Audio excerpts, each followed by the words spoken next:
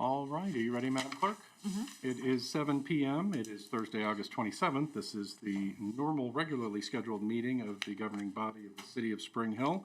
Our first order of business, as always, is our invocation. For those of you who wish to do so, please stand and join us in prayer. We welcome Pastor Jack Smith from Antioch Baptist Church. Pastor, welcome. Thank you. Good to be here. Please join me in a word of prayer. Dear Heavenly Father, I come tonight to ask you for your guidance and direction for the decisions that this board will make tonight that impact this community. I pray, Lord, tonight that you are with all those people in Louisiana and Texas who are impacted by Hurricane Laura and keep them safe and out of harm's way. I also pray for all that's going on in our world and that it would cease. Your word says that all things are possible with God, and that means that, Lord, we can accomplish all things when we look to you for guidance and put our trust in you. And I pray also for revival in this land, and that begins in each heart. 2 Chronicles 7:14, Lord says, if we turn from our wicked ways, repent of our sin, seek your face, then you will heal our land. And Lord, we need healing. I pray for this community and every community in our country, and that there's a new unity like never before. Bless this council for all that they do, and for those in blue who protect this community, keep them safe with the armor of God, and it's in Jesus' name we pray, amen. Amen. And before we move on to the Pledge of Allegiance, I'm going to ask that we recognize the passing of Mayor Michael Copeland of the city of Olathe in a moment of silence. And Pastor, if I may cabbage onto your prayer and ask that God bless his memory, his family, protect them, and as well bless the residents of the city of Olathe. Amen.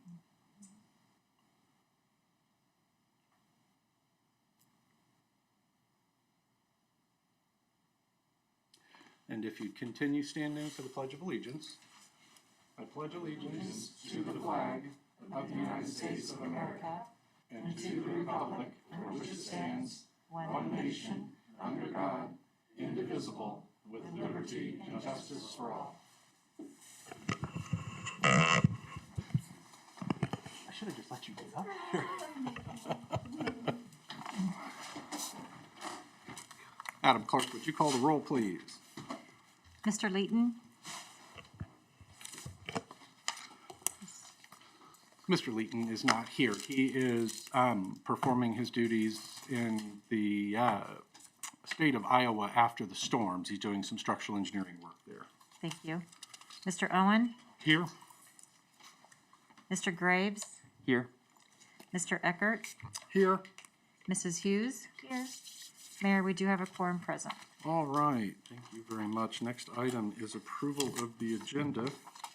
I do not have any requested staff additions or deletions. Does the council have any requested additions or deletions? Hearing none, would entertain a motion to approve the agenda. So moved. Second. We have a motion and a second. All those in favor? Aye. Motion carries 4-0-0. This takes us to citizen participation. This is an opportunity in the meeting for citizens to address the council on subjects not already on the agenda. Anyone wishing to do so, we just ask that you step up to the lectern, state your name and address for the record, and you'll have the council's attention. We've had 4 people sign up so far. Mr. Peterman, you have the floor, sir. Welcome. Thank you, Mr. Mayor. 2 weeks ago, I asked 2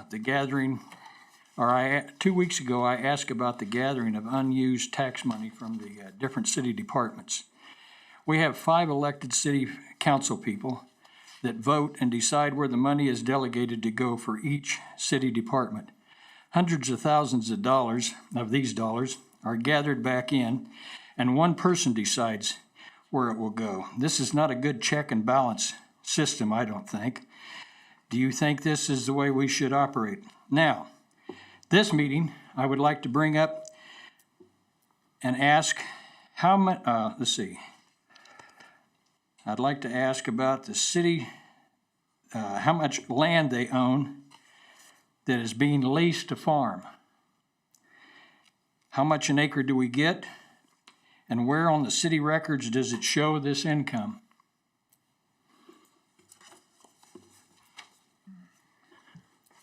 That's it. Continue. Is that all? That's it. Okay, very good. Thank you for your time. All right, thank you, Mr. Peterman. Mr. Hendershot, I'll ask that you address that, and I would ask that the response be placed online. Yes, sir. Thank you.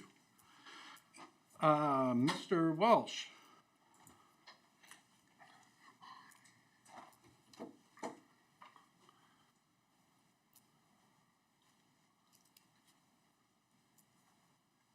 My name's Roger Welsh. I live at 21914 Columbia Road. I'm a member of the Planning Commission and a citizen here in Spring Hill.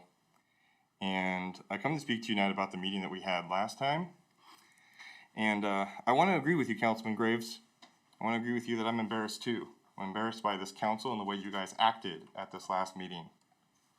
We had a president that brought an issue and a solution to this, and nobody on this team, besides Ms. Hughes, which actually answered it really elegantly of how she wanted to view his point. Nobody else came together. There was a lot of name calling, pointing, whatever you want to call it. It was childish in my eyes. Do you realize that there is a problem with that appointment process? You realize I'm actually a person that had to go through that appointment process and wait and almost forget that I did it by the time I got a phone call? Did you know we have somebody that's on the planning commission right now that hasn't been into a meeting in over 13 months? Did you know that we've been trying to get our bylaws changed for the last year to make sure that we don't have people on our board that aren't participating? You probably don't know that. But you guys were really quick to start pointing fingers and not offer solutions and come to the table as adults and come together and talk about issues and research the issues. I watched the video of the last council meeting and I was fired up. I'm still fired up about it. I listened to it again today. I expect more from you, just like you guys would expect more from me if I did it on my board. It was unsat all the way across the board. What doesn't make sense to me is why would we want to have a single point of failure? I understand the mayor is a very busy man. He has a lot on his plate. And if we can offer a solution to make our boards not have quorum issues and bring people on that can actually do something and not have freeloaders sitting on our boards not doing anything and participating and offering solutions for our community, we need to be looking at that stuff and we need to look at it now. At my last meeting, I actually requested the city administrator come to our meeting and explain to me why we were waiting months for a bylaw change that should have been done months ago. And why we have somebody on our council that never participates. Can anybody explain to me why we haven't got any changes to our bylaws? Why we still have somebody on our board that doesn't participate at all? And nobody's called that out? Nobody's answered our call to have our bylaws changed? I've actually sent a recommendation back to Mr. Burton that the bylaw change reflect that if a member, and this would apply to all boards, a member misses whatever series of meetings that the board think is appropriate, that information come back to the council for consideration of removal. The issue is one of a bylaw being able to remove an appointed person. So that's the workaround that I identified to see if the boards would be willing to entertain that. So that's information that should be coming back to the Planning Commission And when was that given back, Mr. Burton? Within the last 2 weeks? within the last week. So why did it take so long for us to get an answer? The issue just came to me. The issue has been brought up way before I came on this board. The issue of a quorum was brought to me. I asked for a rundown of who had attended and what attendance problems there were, and the issue of bylaws came up, and I had offered that as a potential solution. So when's this gonna be on, is this on next council meeting? Is this on the next agenda? I don't have anything to do with the Planning Commission agenda. No, So your agenda. it's gotta come from the Planning Commission. No. You have a recommendation. When are you gonna present it to this board so they can make a decision to remove people from boards that aren't doing anything? The Planning Commission needs to make that recommendation if they want to adopt that change.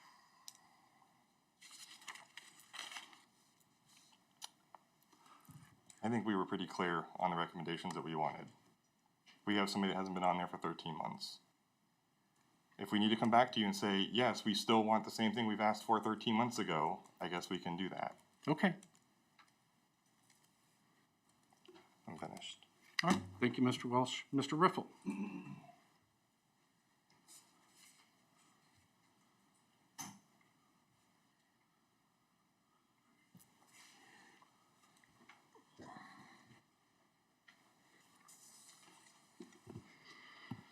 Good evening, Mr. Mayor and Council. I appreciate you all giving me the opportunity to speak to you all tonight.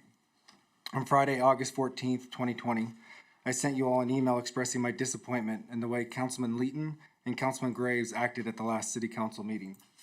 I also commended Councilwoman Hughes for her disagreeing like a mature adult. At the time of the discussion, I didn't really have an opinion of the appointment process. After watching the childish display of two City Council members, I wanted to understand more of the suggestion of more than just the mayor making the appointment, which was brought forth by Council President Owen. First, I watched the video again, where now more than 300 people watched two city council members fail to act like leaders in this town. That is more than double of the previous stream. Watching that video again of that 7-minute section, there were comments made that I would like to discuss. Councilman Graves, it is clear that you had a strong stance of the subject being discussed. At any time prior to the beginning of the last council meeting, did you have any conversation regarding the appointment process with Jim Hendershot, Councilman Leeton, or Mayor Ellis? Did I? No. Yeah. Councilman Graves, you stated in the meeting, I don't think we need a junior mayor. Although I feel this comment was stated in a very derogatory way, I guess if you want to go with that tactic of name calling, yeah, you could call a council president a junior mayor. There are reasons why our city council has a council president. One of those responsibilities are to run the city council meeting should the mayor not attend, like the time he was absent after the Kansas City Star ran a newsletter article pointing out the district attorney had yet to receive any information regarding the broadband investigation, but yet the night before, Mayor Ellis stated the Johnson County District Attorney's Office had accepted the case to investigate. You also stated to Owen, quote, it should be what is best for the city, not what's best for Steve Owen, end quote. I couldn't believe that you made that comment. The city works for the taxpayers. You are elected by all of us. While I agree it shouldn't be what is best for Steve Owen, it should be what is best for the taxpayers, not the city. I challenge you to learn your role as a city council member. Remind you who put you in that seat, as those are the people who you should be doing what is best for. Lastly, you stated, quote, the way to become council president is interesting, end quote. I want to remind you, I sat in the public seats and watched as you seconded the motion for Owen to become council president and voted in favor of that motion. If you had an issue with it, your actions did not reflect as much.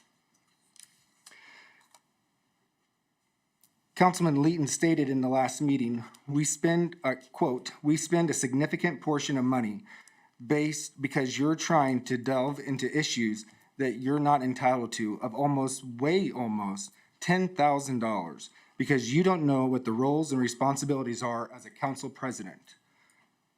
This question I was going to ask of Mr. Leeton, but obviously he's not here. So Mr. Mayor, I ask you, since it was brought up, I am curious, what exactly has Owen done that has cost the taxpayers almost $10,000 of our money? Mr. Owen sent an email to Mr. Jenkins, is my understanding, and I think he could probably answer that. I asked a couple questions. One of them was about requesting information on staffing of the city during the COVID-19, because we were going to send some people, have some people work from home. So I was interested in the plan, asked about it, was told by the city administrator that I'm not able to get that. That is not part of my duties. I said, all I'm asking is oversight to see what we're doing. And when I was denied that, and I then asked the city attorney why I could not, to explain to me why I can't get that information. I believe the specific request was for statutes, ordinances, resolutions, et cetera. Yeah, to explain why I could not actually receive that information. And that resulted in a legal memoranda being written, and the dollar amount, Mr. Jenkins, you had responded to that email, I don't. Two memorandums. Mm-hmm. The other issue dealt with the authority of the president itself. The total bill was between $7,500 and $9,500. Okay. Mm-hmm. Okay. Thought it was 98.25. 98.25. And so in the end, Councilman Owen, were you rejected that information? Yes. So we have a council member asking information about our city, and you guys spent $10,000 doing that. The council itself, as independent people not sitting on this board when we are not all together, we can't overstep our role as a person. So just as if I were to go out and ask for certain informations from the city, if I were to contact Mr. Hendershot and ask for an open record, he has the authority to deny that if it's under certain parameters, such as in this case, being that it was asked about specific departments that would identify employees, specific employees. If I were to make that request up here, it would go to a vote, and that's what would make it legal to ask that question and to override Mr. Hendershot. Does that make sense? That does make sense. And so that's what Mr. Owen was asking for information on. And what our attorney memoranda was, just what I've explained to you, but in more legal analysis through Sure. all of the statutes and everything like that, that lays out that protocol that you must follow, and that Mr. Owen did not have the agreement of the rest of the board. The board did not want that information. So in a nutshell, what Jenkins explained to Mr. Owen was that he can't ask that individually. He can't give it to him because the board did not vote as a whole that they wanted that. That was the reason for the $10,000 bill. Well, and there was some, like Mr. Jenkins just said, there was other memoranda, there was a second memoranda that analyzed Mr. Owen's role in oversight of the city and what that parlays into Mr. Hendershot's role and into the board role. So it all went together. There was two memos, my understanding, and I got an email on it and the bill, but was that they explained all of those and how they all worked together. And was that at the request of Owen, that second part? I believe they both Yes, were. yes. Okay. I, for one, as a taxpayer, am glad that we do have someone on city council asking these questions. As taxpayers, our money has been wasted year after year by you, adding up to hundreds of thousands of dollars on senseless legal fees because you all can't get your house in order. When you compare that number to cities of similar size as ours, Spring Hill's legal fees are astronomically higher. Webster Street could have been funded with these funds. Leighton mentioned in the last meeting that this was a power grab, which I found odd. When doing research of other cities, I found a majority of cities do some form of what Owen was suggesting. I can't help but wonder if he isn't disappointed that he lost the title of council president this year. From the time that he yelled no on his vote on the motion for Owen to be council president, to him remaining to sit where he does today as other council presidents in cities such as Gardner, Overland Park, and Olathe, just to name a few, sit exactly where Leighton is sitting today. Several times, I've seen Leighton treat people, both fellow council members and taxpayers, with absolute disrespect. This is the second time I have stood up here and pointed out the bullying-like treatment he has given to others. Last time is when he talked over, interrupted, and attempted to belittle Councilman Eckert when he condescendingly educated him how to read. Others have stated that Leighton has said that he wants to be the next mayor. These characteristics are unbecoming of any leader, yet alone a mayor. I am very thankful that he confirmed to me after the last meeting that he has none, zero intent of being our next city mayor. Clearly, that is a wise choice on his part. He has shown several times now his inability to work with others or professionally disagree. I know he's not here, but I personally would like to thank Leighton for not running for mayor. The night of your last meeting, I shared the 7-minute video on Facebook of the poor display of our city leaders. Again, at the time, I had no stance or thought on the topic being discussed. Then I had several residents who called me sharing that they have put in applications and were never contacted. One even stated that they had shared they wanted to be on any board. In the meeting, it was stated something to the effect that we don't get many people volunteering to be on these boards, but I can't help but wonder if we don't have many people expressing interest like stated, or if it isn't many people one person wants on the appointment. As I stated earlier, I spoke with other cities today and learned that several cities do similar to what Owen was suggesting. It was stated there wasn't a problem, but I am telling you there is. Not only are people not getting calls, but if you ever attend another one of these meetings, you will find issues as well. And clearly, one spoke about it earlier. We have one appointment in our planning and commission, for one reason or another, hasn't attended a meeting in over a year. They still have over 6 months left to their appointment. I have found that the board has asked for the bylaws to be put in place on how to handle a situation like this for the good of the board and taxpayers, but unfortunately, it has never come to reality. 2 meetings in a row, planning and commission had to be canceled due to the lack of a quorum. Things come up from time to time, and I get it. But when you have someone who never attends, this makes it difficult to ensure we will always have a quorum. This is an embarrassment for our city when developers and other entities trying to get something through when the meeting gets canceled. How can this city ever prosper to its full potential with our current process? We have 3 members of a planning and commission whose term ended February of this year. It was stated that it was done out of respect of Owen's request to discuss when he first mentioned this back in January, but we have had, quote, a couple of emergencies since then, end quote. COVID didn't even come to true reality until March. Since then, you all have still continued to have your meetings, and I just can't imagine that in the last 18 months, August 13th was the first time you had an opportunity to speak about it. I have seen other many items make it onto the discussion portion prior to this topic, such as golf carts and chickens that clearly were not asked back in January. Once doing all this research and looking into the topic, I am of the opinion that there is clearly an issue without a doubt. In business, when you have a staff issue, you look at who's the one making the decisions. Typically, that's your hiring manager. Honestly, that's how I see it today with our current process. You want to talk about a power grab? I believe you were confused on what that means exactly. Continuing to do it where one person makes a decision, that's a power grab. When a solution is offered where 3 people do the interview, how does just one person have the power? That distributes the power. Yeah, you get to vote on these people, but does that make any sense? How are you voting on someone that you don't even know? I reviewed the agendas at the last appointment where it was voted by council, and there's nothing in there for you to review.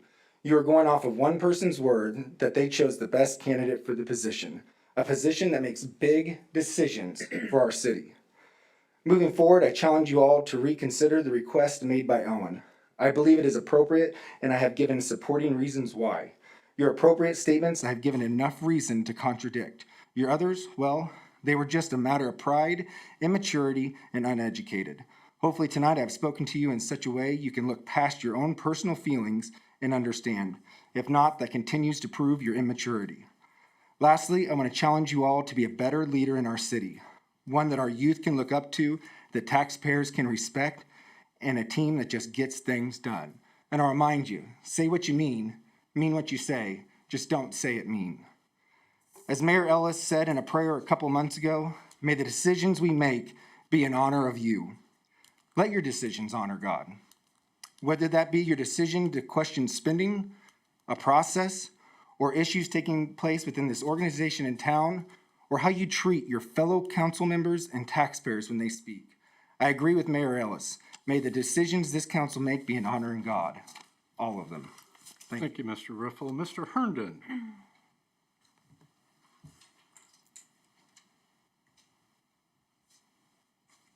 Good evening, everybody. Good evening. Welcome. Thank you. I'm here to give support for agenda item number 8, the Spring Hill Middle School. Number 3, as a resident of the Wolf Creek Estates, we welcome this in our neighborhood. It was such a joy to walk our kids to school yesterday. It was great. I cannot wait to walk my kids to middle school in a couple years. And then I might even walk them to high school. I haven't decided yet. But as a resident of Wolf Creek, we are so excited to have this on the agenda. And I hope with your support and all the support of all the surrounding neighborhoods, we get this passed tonight and it does not go back to the Planning Commission another time. I appreciate that, Mr. Herndon, and I can tell you that both the school district and the community development staff have been working very hard to find a way to make this work and to make it work in a way that makes sense for the city as a whole.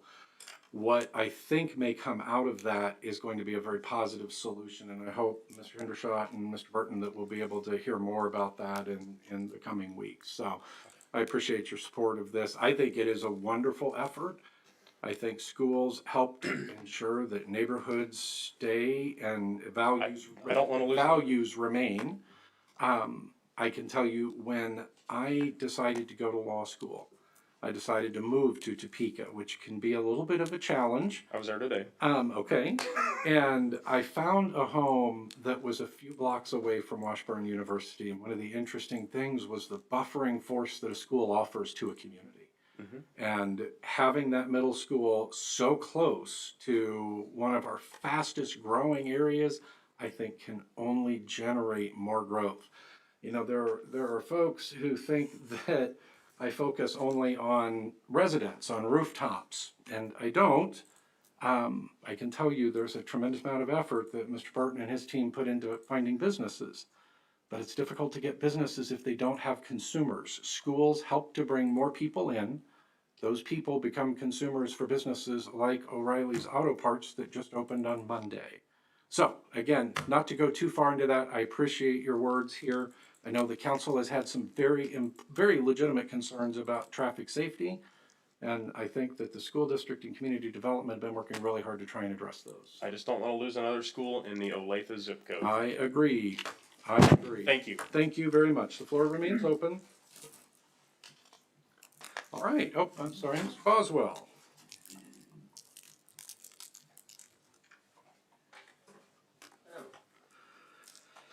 Steve Boswell, 504 Jackson. Have a couple questions. Don't know, I guess this would be addressing the city administrator, asking about, you were talking about some of the legal fees incurred was from asking about who could work at home more or less. And I'm wondering, is there some kind of, is that a violation of some law if he asks you and you share that information with him? Or did you just not want to share it? Well, that would call for a legal conclusion, so I just want to interject. One of the issues that can impact elected officials is if they do something that may go outside of the scope of their appointment.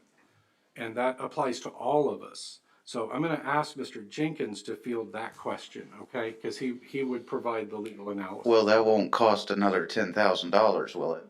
Mr. Boswell, he's here. Okay, just making I sure. want to take your question seriously, so Mr. Jenkins, would you please respond? Frank Jenkins, the city attorney.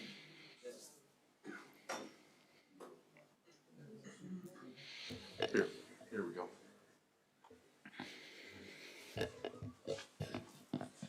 Frank Jenkins, city attorney.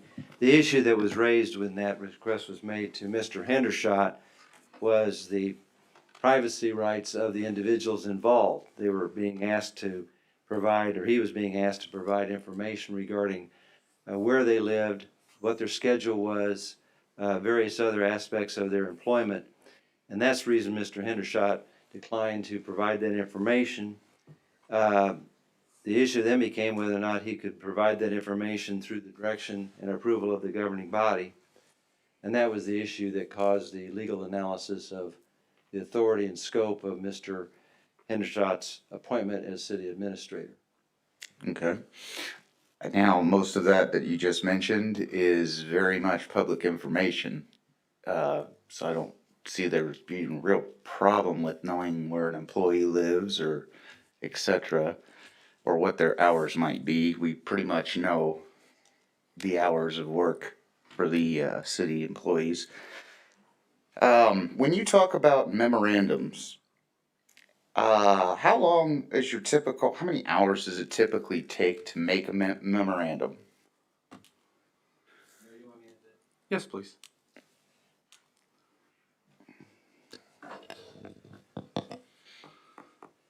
A memorandum, the length of the memorandum, again, this Frank Jenkins, city attorney, varies with the subject matter involved. Okay. In this case, it dealt with the ordinances, charter ordinances, statutes, rules and regulations that would be applicable to the privacy rights of the individual. Okay. So it varies with the particular subject matter. Okay. It could be one page, could be multiple pages. Now I see you wrote 2 memorandums, or you billed for 2 memorandums, I assume.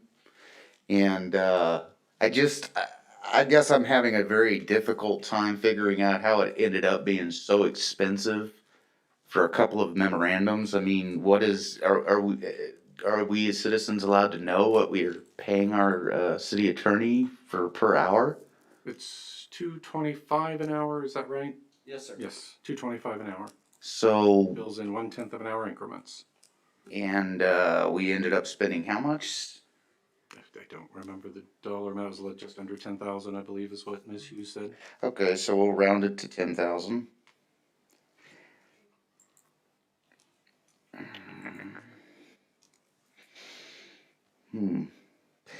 That's a lot of hours building memorandums, honestly. I mean, I think that might be a little excessive. Possibly a little milking of the cow, but that's just my opinion. I'm not a lawyer, so I don't really understand. Mr. Boswell, that would politics. be an allegation of fraud that would cost Mr. Jenkins his law license, so. Well, it wouldn't be the first time that we've had employees that did not follow the law, is it? I don't know to what you refer, Mr. Boswell. I think the rest of the city does. We could start with the old chief, but anyway, other things. Basically, the way I saw the meeting last time was a breakdown in communications with, or not the meeting, but the way I see this issue with Mr. Owens was a breakdown in communications. You are, after all, the mayor, and you are also an attorney, so you could have given him a little guidance, I'm sure, as to what the legalities were, just like you do me every time I'm up here. Okay, I cannot give legal advice. I don't work for the city. Uh-huh. I cannot give legal advice as an attorney. Okay, see, once again, I don't practice. I understand that we have to compartmentalize each and everything, and it spends money, I get it. Okay, the other thing is that on July 9th, I brought to the city's notification that there were many violations on city properties. And to date, as of last week, they finally removed the storage container, which I applaud. Thank you for finally moving it. I would have assumed it would have taken a lot less time than that. However, that's not for me to decide. The one thing is that there were multiple violations, and that is the only thing that gotten taken care of. There's still weeds growing on the bleachers right at our baseball park. That's just absolutely ridiculous. That's laziness. That's not doing the job. And quite frankly, the city, or I should say the city administrator, it came directly from him, according to Mr. Trent Wimpy, that dealing with me should be swift, and that multiple things that we have had that my family has been dealing with code violation wise has come from the city administrator. Now, it came, correct me if I am wrong, Mayor, but didn't it come directly from your mouth to tell the city administrator, you told him that he needs to take care of those issues with the code violations within the city limits, correct? Yes. And he did not comply. He did not follow those recommendations that you told him to do. Do you employ him? I guess, is the council employ him? I think you know the answer, Mr. Boswell. That would be a yes then? Yes. Okay. I asked Mr. Wimpy almost 2 weeks ago for me to file a citizen complaint against Mr. Hendershot for not following your recommendations and telling him what to do about the city codes. Because at that point, the storage container was still there. The weeds were still not cut. Of course, they're still not cut. And Mr. Wimpy said that he will notify Mr. Hendershot and get back with me. Mr. Hendershot, did Mr. Wimpy notify you that I had visited with him? And what is your reasoning for not getting back? Mr. Hendershot, the weeds, these are the ball fields? Yes, sir. Okay, have you reached? I guess, this is Have you reached out to the Recreation Commission? I have not, but I will first thing in the morning. Okay. The Recreation Commission is responsible for maintenance of those ball fields. Right. So, I know in the issue. And what about the water tower? Give me a moment. I also understand that the issue with the storage trailer had to do with getting it emptied out and reallocating where those things went. I agree, it took longer than it should have, and it has now been done. The issue with the water tower is what again, Mr. Oswald? Well, there's weeds around it too. Who's responsible for that? Is that also, Nope, that is the city staff would be responsible for that. okay? Have those not been tended to, Mr. Hendershot? Mayor, we mow is this the ground storage tank or the water tower up by AGC? The ground storage tank, right off of, what is it, Allen Street? Sir, we mow that every week. I'll go in the morning We- and look, but we are there routinely. It is understood that you mow it every week. However, you guys let the weeds grow up inside the cage that holds the generator, I believe is what it is. The auxiliary generator. And this was made aware on July 9th. And yet, these things, I bet if I went around the city right now, I could find 20 violations just on city property. Okay. The point I'm getting at is that you know that these things are also occurring. If you don't know that they're happening, and if you don't know that you're supposed to be leading the city, and if they're not getting taken care of, Mr. and Oswald, I'm gonna ask that you address the council, please. okay. If the city administrator is not taking care of the issues that's right in front of him with the city itself, then it seems as though he might be an ineffective leader and ineffective at taking Mr. care of Boswell, those you things. can raise your issues. I'm gonna ask that you not discuss individuals, okay? I said the city administrator, That is an individual. okay? And I'm going to ask him to undertake some activity and to report back to the council. Please finish. Well, I will finish. I will say that I think it's very rude and inconsiderate that when citizens make a complaint, they do not get a call back. There is no cares given. There is nothing done. And to me, that is frustrating. And it's not just with citizens. Obviously, it's with the planning commission as well. I mean, there's other commissions that have issues as well. We need to work on those and work on getting along and working as a team. If that's not possible, then maybe we should disband and, find some group that will work together. Thank you. Thank you, Mr. Boswell. Mr. Hendershot, I am going to ask that in the next 7 days, you and Mr. Wimpy and Mr. Burton travel throughout the city. I want a report on every city facility. I want photographs. If there are violations, I expect them to be corrected immediately. And I would ask that that report be posted online. Can that be completed by close of business next Friday? Yes, sir. Very good. All right, the floor remains open. Hearing none, we will close that portion of the program, or the meeting rather, and we will move on to our one and only presentation, Economic Development Incentives. We have Tyler Ellsworth from Kutak Rock and Ben Hart from Baker Tilly. Thank you. I knew they changed names about 6 months ago or so. Are they in person or are they online? Okay, Mr. Ellsworth, Mr. Hart, who's taking the lead? I will do so. This is Ben Hart from Baker Tilly. Yes, Mayor, it was a few months ago. It was actually last year. We went from Springstead to Baker Tilly, and I'm privileged to be back in front of you guys to talk about economic development. And Steph is going to man the slides for me, and we'll try to make this quick for you guys. You've got a long night. Understand a pretty good agenda in front of you. So We're here back in front of you to talk about some of the fundamentals of economic development finance. We're really only going to be talking about two things. One is the how, and the second is the what of development finance. So the how is how do we approach it?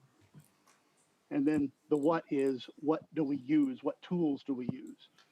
And Tyler's going to jump in on some of the tools because they do get somewhat complicated, but we're going to try to keep this as brief as possible. You get the next slide, please.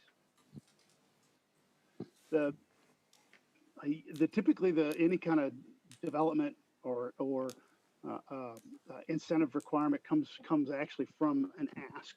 It starts with an ask with a developer. Sometimes it'll be a tenant or an end user with a tool in mind. So they may come to you and say, I need a TIF on this junction to build this incredibly shiny new smelling widget I know that you want.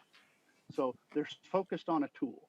Now that's not a bad thing because great things have happened to communities that have changed the flow, the entire fabric of a community to lift it up based on public involvement. So that's not a bad thing.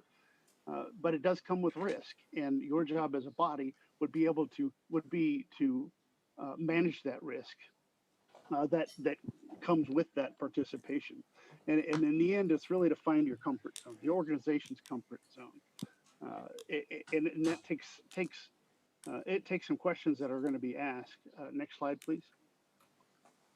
So whenever we look at any kind of economic development, we really think about a three-legged stool. And this is the same with, say, the budget process. You plan, which is part of that plan is a budget process. And then your policy comes into account, and then practice. You implement whatever that plan and policy you put in front of yourself to be able to develop the community and expand. Next slide, please. So what I want to do is go into a little bit of depth about each one of those legs. So on the plan side, what is the problem or opportunity you're trying to solve with that statement of, I need this TIF on this junction? So instead of needing a TIF, what's the actual underlying problem? Typically that's found out through the budget process or even a comprehensive plan process. How does that development tie back to that comprehensive plan? You typically would approach this as a resource allocation. Again, back to your budget. You've got finite resources. You got a finite amount of money to be able to receive a return on that investment that you would allocate toward a development. Some of the things you want to avoid, obviously, is tool fixation. A project won't always be solved with one tool. It could be something that's a lot easier to go about implementing, or a lot less, take a lot less money out of your resources, your finite resources. The overspending, part of that is actually fitting multiple tools into one development when it may only need one simple tool. And we'll get to what some of those tools are. But in the end, there's goals that you're going to be able to set, or you have set, that what you want the community to look like and how you're going to be able to apply some of the tools and at what depth you're going to apply them. Next slide. So on the last leg,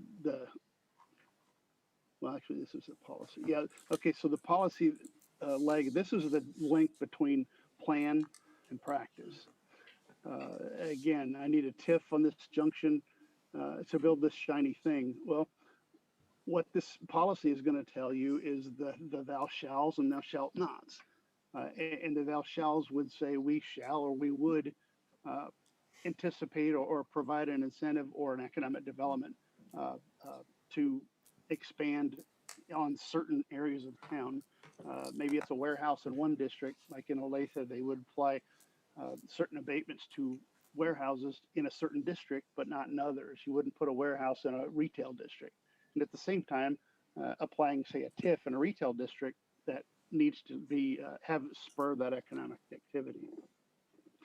But overall, it links that plan to practice. Next slide, please. So the last leg of this is the practice piece. And this is essentially where the rubber hits the road. This is where your review and the analytics start happening with what that development is brought to you about. So you're performing a review, trust but verify. they're gonna, what you're gonna be asking for is a pro forma. Either you ask for it or somebody else does. We often do that for entities such as yourself. Um, you're going to ask for pro formas. You're going to ask for what they're looking for. You're going to ask for a lot of comprehensive plan applications and compliance. You're going to ask for certain planning commission items. Of everything you're asking for, you're really assessing the public risk. So that risk is the development actually going to take place? And there's several questions that you can ask to be able to get to that. You're going to look at the private use of those public funds. Is it appropriate private use of public funds? And that's what this body is set to do, is develop that policy that staff and others use to attract that business. You had mentioned commercial businesses. That is part of this process. And then what's the level of community interest? Is this even something you want in your community? Next slide, please. So to wrap up that first section of how you approach it, it's typically with these 6 questions is what we typically would look at. So the first one is, do we want it? Is this something actually you want in your community? If you get to a yes, then the next question is really getting to know you. Do you know the people, the developers, the individuals that are actually going to put this development together? And you're going to want a pretty good idea of what their financial wherewithal is. There are certain communities would know a developer, but not necessarily know their background financially. Being a public entity, sometimes it's hard to do on your own because that becomes a public document. That's something you could hire experts outside the city to be able to analyze what their financial background is and whether they can actually pull off or fund the job or actually complete the project. Is the project feasible? Is it something that's going to be sustainable within the community? Will it benefit the community? At the end, you're going to want to benefit both for the developer and the community. You're going to want to get something out of it. And it may not be revenue. It may not be new revenue to the city. It may be quality of life issues that you're increasing the quality of life for all residents, both personal and commercial. Is an incentive needed? Sometimes you'll be asked for a TIF and a tax abatement might work, or not even a tax abatement, but an exemption on sales tax for the construction of something. It takes very little then at that point to be able to close that gap. To identify the gap, or the developer can identify the gap, then you as a body or your experts can come in and help try to close that gap with the least risk possible. And then finally, will they do what they say? Do they have a track record of performing? And I know the city's had a lot of positive results out of certain developments. I mean, for me personally, I've been looking down all over the place down there for a house, and you've got some great properties down there as far as residential is concerned. So will they do what they say they're going to do? So those are if anything, I'm going to leave you with those 6 questions as far as a mindset is concerned. Next slide, please. So let's kind of dive into some of the tools. There's 5 different tools that we're going to be talking about. I'm going to touch on the first 2, which are CID and TDDs. Go ahead and next slide, please. The CID stands for Community Improvement District.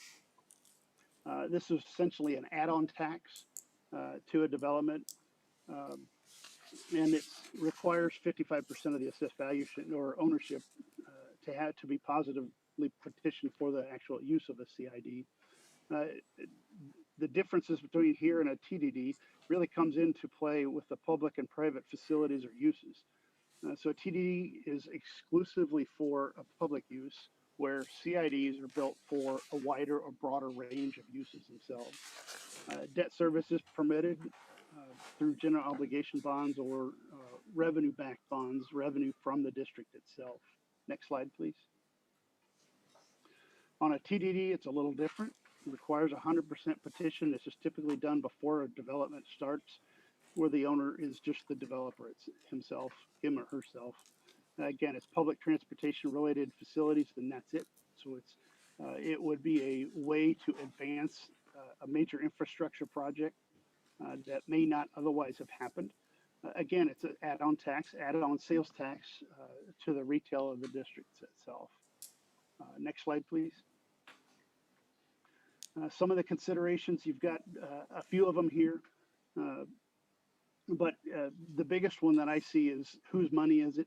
So it's a sales tax. You guys have the authority, and only you guys have the authority to levy a tax uh, and levy an additional tax. Many times you'll see or hear a developer say, "Well, it's our money that we're going to put toward this."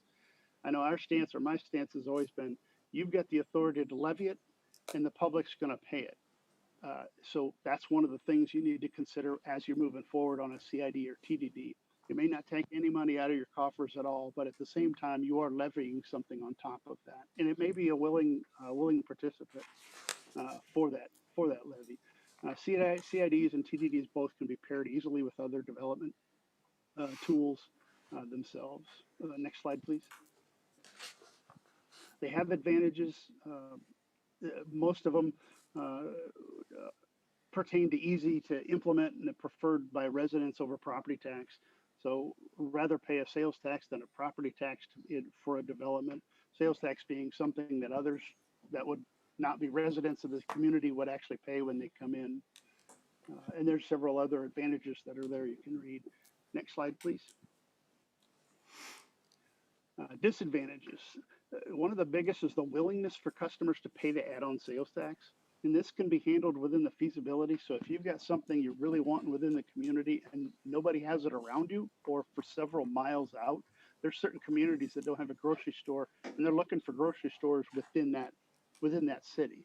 And their citizens may have to drive 15, 20 miles to go to a grocery store when if they had one themselves, they could come right within the city. They'd be willing to pay that tax because they're going to forego that mileage to get to a different grocery store. So it's got its disadvantage as well in the fact that there is an add-on tax and it costs the consumer as they move forward. Next slide, please. This one I'm going to turn it over to Tyler so he can take it the rest of the way. Good evening, Mayor and Council. And this is Tyler Ellsworth with the law firm of Kutek Rock, the city's bond counsel. Thanks, Mr. Hart, and thank you to you all for the opportunity to present this evening. As Mr. Hart mentioned, I will go through the three remaining tools that we're discussing tonight, those being TIF or tax increment financing, special assessment districts, and the final tool being property tax abatement. I'll try to hit these at a high level, but certainly if there are questions, either I or Mr. Hart can address those at the end. So to dive in here, tax increment financing, or TIF, is a way to use the taxes that are generated from development of a new project to pay for certain public improvements that are associated with that development. It takes the difference in property taxes that are generated from the unimproved property, and that difference in taxes from the unimproved property versus the increase in taxes that are generated once the property is improved are the source of the revenue. So the increased property taxes are collected, and the city that established the TIF district can use those property tax revenues, that property tax increment, to pay for public improvements such as streets, sidewalks, utility infrastructure, traffic lights that are within the TIF district where the new project has been located. Next slide, please. A few of the considerations in connection with setting up and living with tax increment finance are first that the school district and the county have veto rights. So the city can't on its own decide to create a TIF district and approve a TIF project without running it by the school district and the county, because the school district and the county actually have tax revenues that they are foregoing in order for tax revenues to be available to reimburse certain costs of those public improvements. Another major consideration of TIF financing is that you can't construct buildings with those funds that are owned by private entities. TIF funds are really to be used for public infrastructure improvements. And a third consideration for TIF financing is the last bullet point on the slide, and that is whether the city has the administrative ability, the depth of staff and resources to administer a TIF district because as TIF districts grow in size and as projects grow in complexity, things get very complicated very quickly, and it can be very time consuming to administer them. Next slide, please. Some of the advantages of TIF include the second bullet point here. It's a good tool to address blighted or problematic property. It's also, with respect to the third bullet point here, a very helpful tool for identifying a source of funds for public improvements when there's not another source of funds easily available. Next slide, please. Some of the disadvantages, we already mentioned the veto rights that the school district and the county have over creation of a TIF district. They also may be politically unpopular because they potentially deprive school districts and counties and other taxing jurisdictions from benefiting from property tax revenues that result from economic growth for an extended period of time. A typical TIF project is in place for about 20 years. And so it can be 20 years or more before a school district or a county start to see some of the tax revenue benefit from new development if TIF is used as a tool. Next slide, please. The next tool that I'll discuss is special assessment districts. I think of all of these that we're discussing this evening, this is of course the one that Spring Hill is most familiar with, having done several special benefit districts within the city, financing various improvements. Benefit districts financed with special assessments are used for public improvements, streets, sidewalks, sewers, utility infrastructure, things like that. Typically, a special assessment district is put in place by a petition that, for instance, a developer of a subdivision brings to the city requesting that special assessment financing be put in place. And can I get the next slide, please? Some considerations relating to special assessment financing include whether the special assessment district is necessary. Also, the fourth bullet point in particular, whether the burden imposed based on the special assessments that are levied is disproportionate to the benefit that is derived from the properties that are adjacent to the improvements that are being financed. The last bullet point relating to organizational capacity is also a consideration. Special assessment districts are complex, not as complex to administer as tax increment financing districts, but there's still an administrative burden. The next slide, please. Some of the advantages to special assessment district financing are costs are paid by the benefited properties. The people paying special assessments that are levied against the properties are the people, in most cases, that are directly benefited by the new street, the new sewer, etc. The other primary benefit of this type of financing is the city issues temporary notes and general obligation bonds to finance the improvements. And that means that because this is city issued debt, there's a tax exempt interest rate that's paid for that financing, which is typically a lower rate than a developer can obtain from a bank or another private lending source. And it uses the city's credit to reduce the cost of financing. Next slide, please. The flip side to using the city's credit is that if special assessments aren't paid by property owners, then they become delinquent, but the city is still on the hook for paying principal and interest on temporary notes or bonds that have financed the improvements. So there's some risk to the taxpayers. So that's probably the biggest downfall or the biggest drawback to using special assessment district financing. Next slide, please. The final tool that we'll discuss is property tax abatement. Under Kansas law, there are two different ways to put a property tax abatement in place. One way is through the use of industrial revenue bonds or IRBs.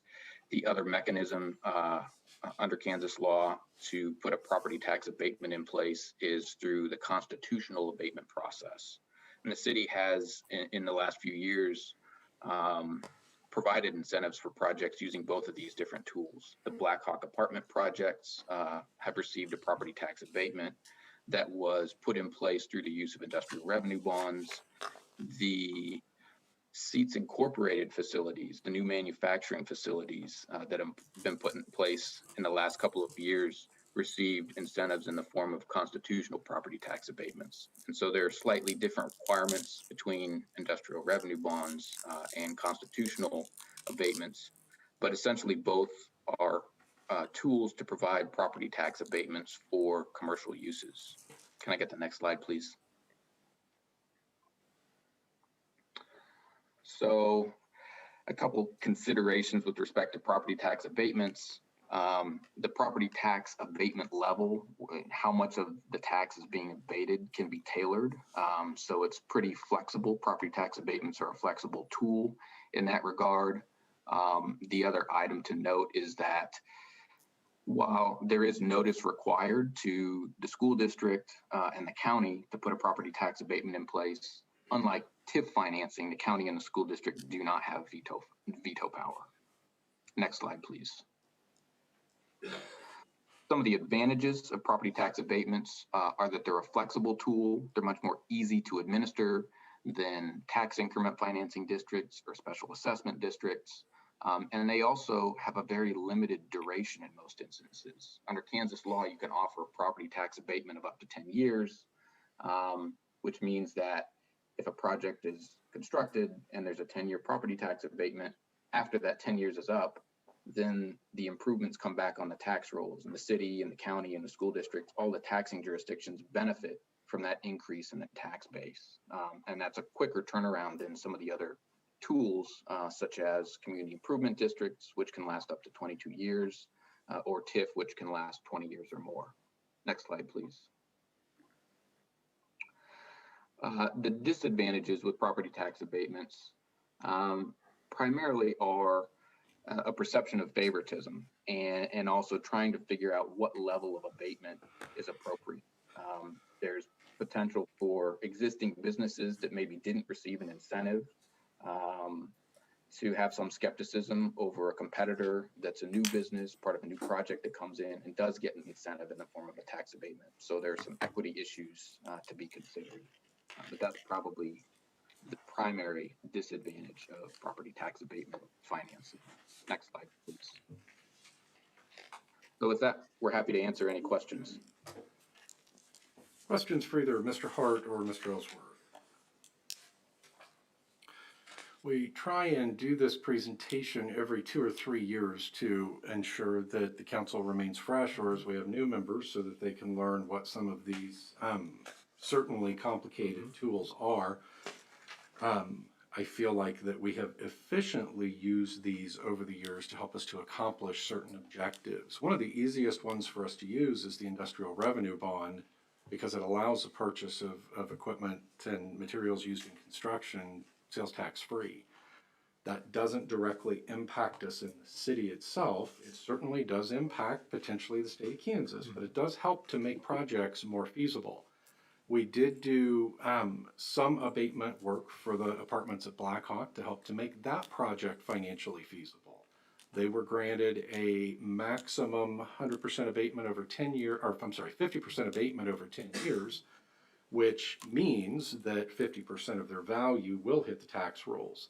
What we've seen with that project is obviously it has been successful. It helped to ensure financing availability for that project and financial viability for it. But each one of those abatements has to be taken on its own and closely evaluated. So there's nothing coming up. This isn't being offered as a primer to get everybody ready for some big proposal. However, we do like to be ready, and we like to keep we like to keep that powder dry. So, are there any questions at all for our experts while we have them on the phone? Can you speak to any of the state offered programs that necessarily don't run through the city, such as high performance incentive programs, which might be something some of our residents may benefit from in training dollars that they can recoup?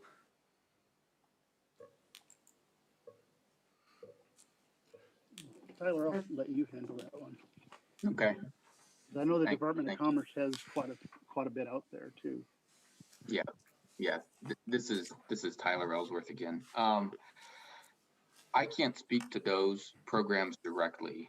Typically, part of the process that Mr. Hart outlined at the first half of the presentation, where city staff and us as your consultants kind of vet the project and vet the players and vet what the request for incentives is from the city, involve due diligence into whether the company is seeking assistance that's appropriate to sort of fill the financial gap that they're trying to plug.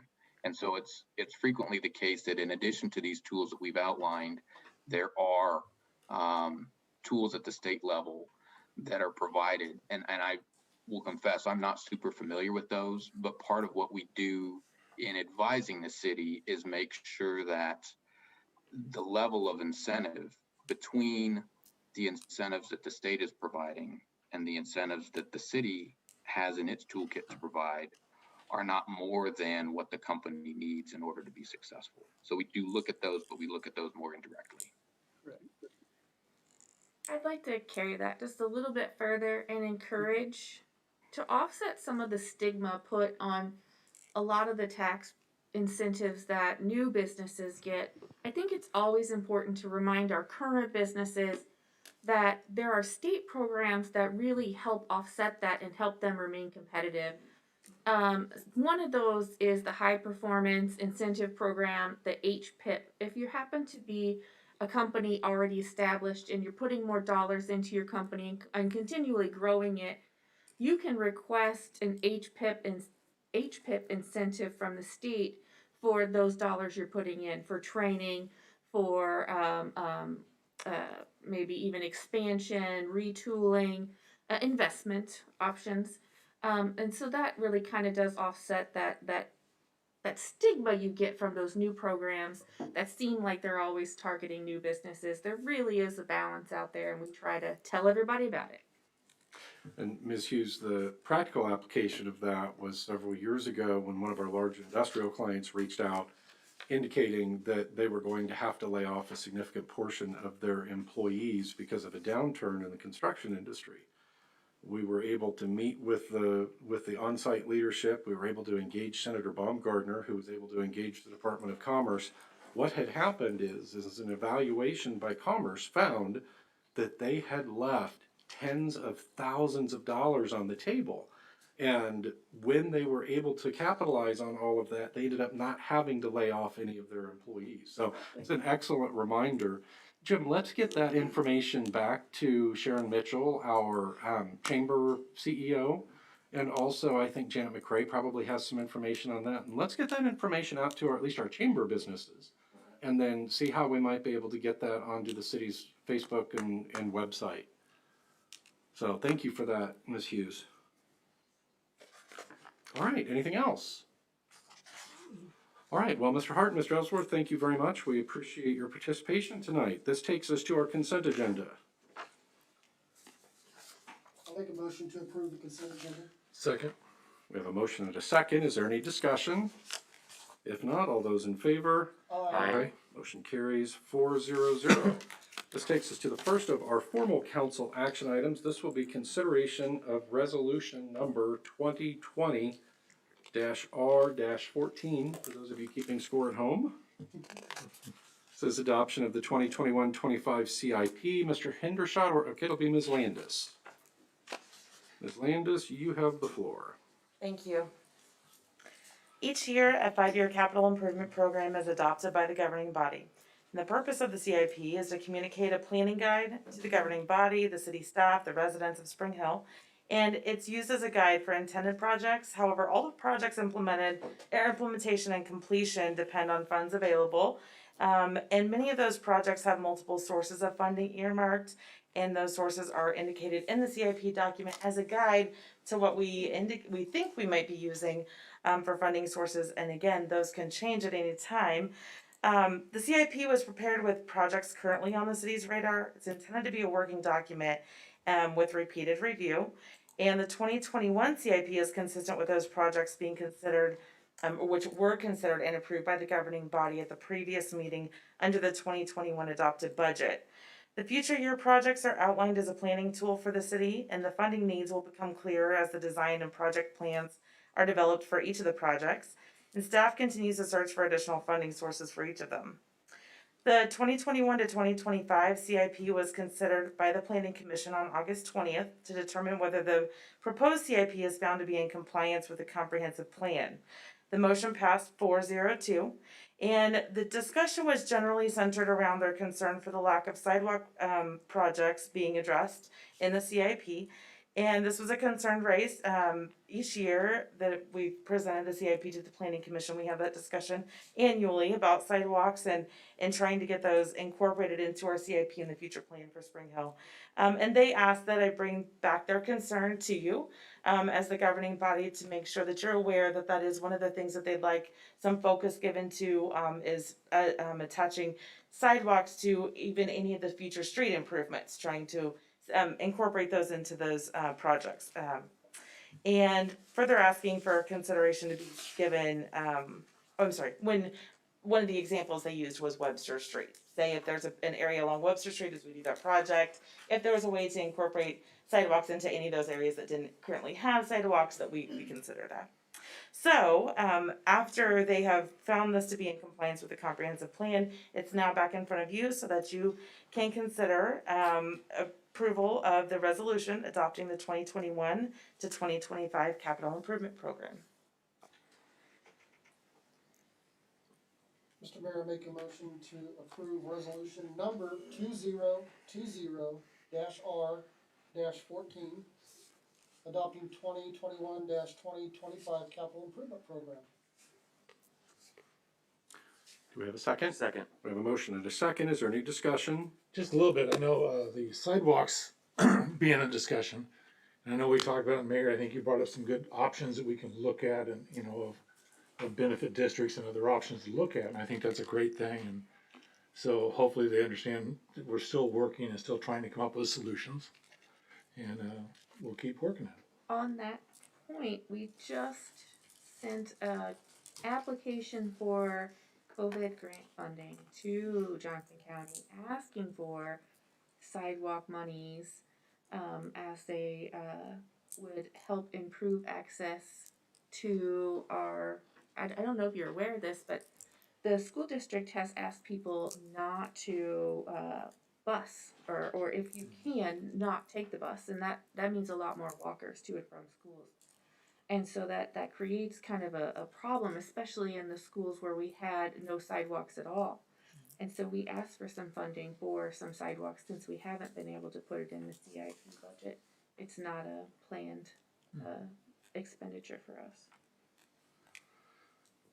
Okay. Any other discussion? If not, all those in favor? Aye. Motion carries 4-0-0. Ms. Landis, you taking the next one as well? Yes. Okay, this will be consideration of resolution 2020-R15, authorizing the city to construct certain trafficway improvements and issuance of GEO-bonds. Thank you. This one goes hand in hand with the following resolution. The road improvement project for construction of a roundabout at the intersection of 199th Street and Ridgeview Road requires financing for the project. The project must be authorized by resolution in order to reimburse eligible costs to the city through general obligation bonds.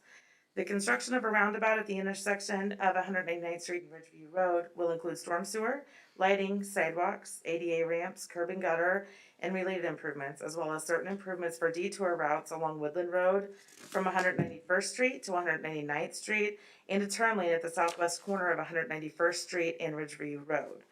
The project requires financing a portion of the cost of those trafficway improvements through the issuance of general obligation bonds of the city in an amount not to exceed $1,125,000, including the cost of issuance, with the balance of the cost of the trafficway improvements paid from other available funds of the city.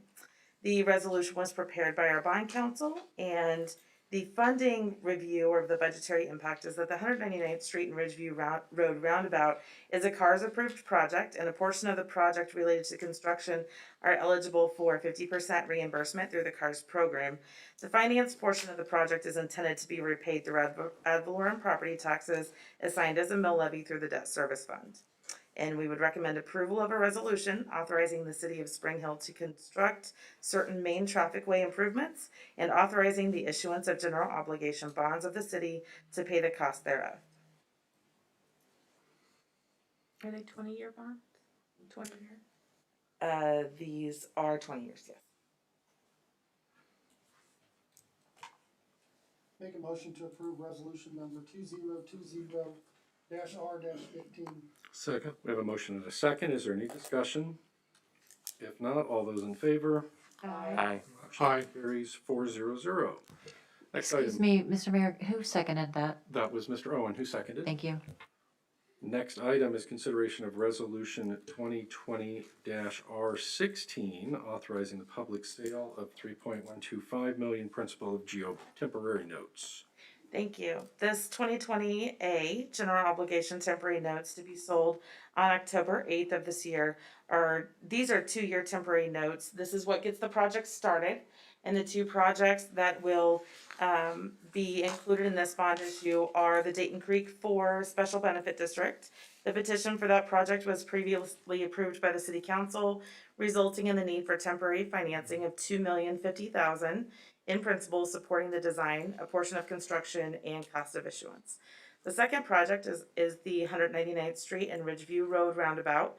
The principal cost of $1,075,000 funds the estimated cost of land acquisition, construction of the roundabout, improvement to Woodland Road as a detour route, and construction of a right turn lane at the southwest corner of 191st Street and Ridgeview Road to be used as a detour route as well.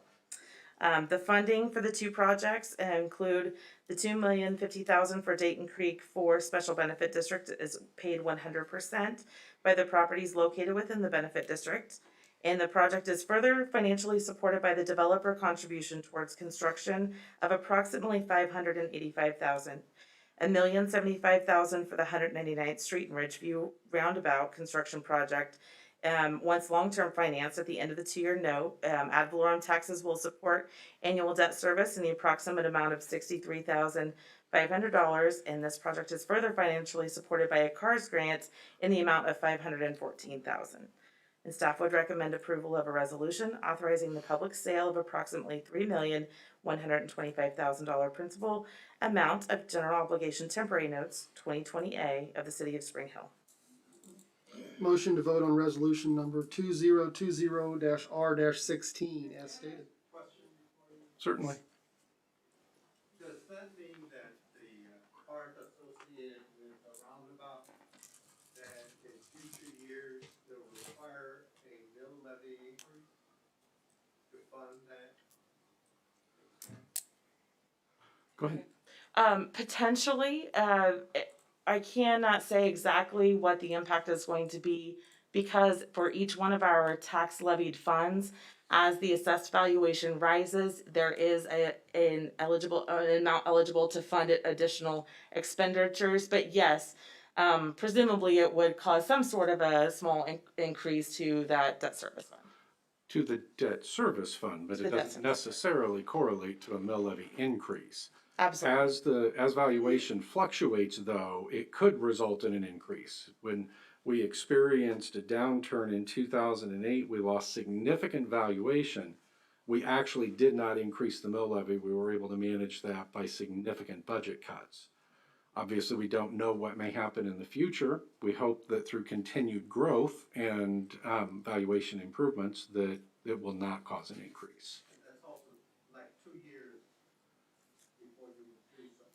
Yes, that's correct. Yeah, then it would have to be permanently financed and then payments would start, right? We had a motion. Second. No second. We did have a second. Mr. Owen, is there any discussion? If not, all those in favor? Aye. Motion carries 400. Thank you. Thank you. Next item is consideration of ordinance number 2020-12. This is consideration of a conditional use permit for Spring Hill Middle School, number 3. Mr. Burton, welcome.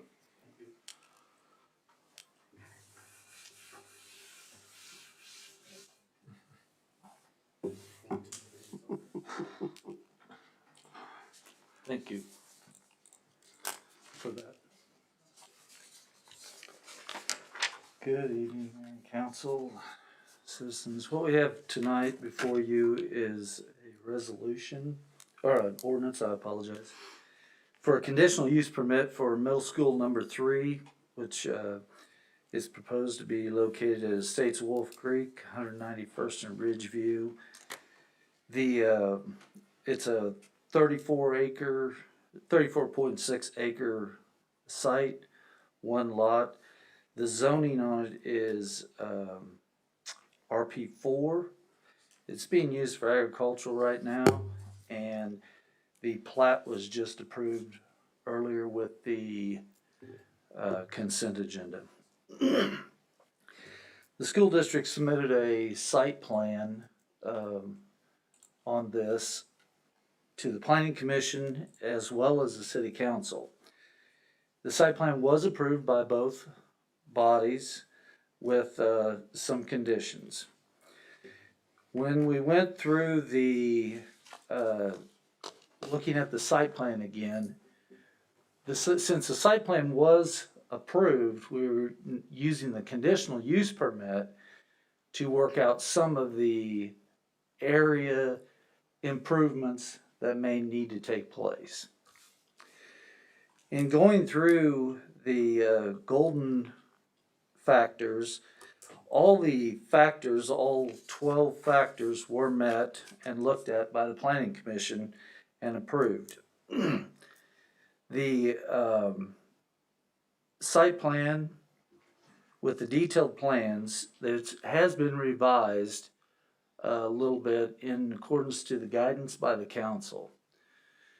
The council had asked that the western parking lots be connected together and that 191st and going into the school, and then 193rd would be used as the primary entrances. If we could flip it a couple of times, Antoine, please. There we go. So as you can see, on this traffic flow study here, it's showing that the west parking lots are now connected and that the majority of the traffic runs out on 191st and uses 192nd to Ridgeview for the majority of the traffic. So in looking at this and discussing with the school district, that we felt that with all the new traffic information, all the new traffic information that was presented, it does show that improvements could be, actually it shows that very little improvements is needed, but in working in conjunction with the school district, the improvements could take place at the 193rd and Ridgeview, and all the traffic would flow. So, what did you just push the next one? Oh, thank you. There were some animations. If you look at the 192nd Ridgeview, it already has some turn lanes in there, and they are present as of today.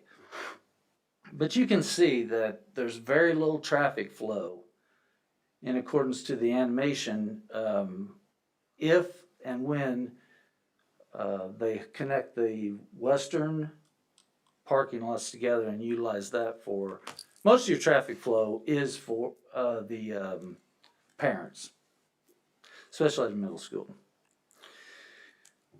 Then going to the next one, maybe. Here we go, 193rd and Ridgeview.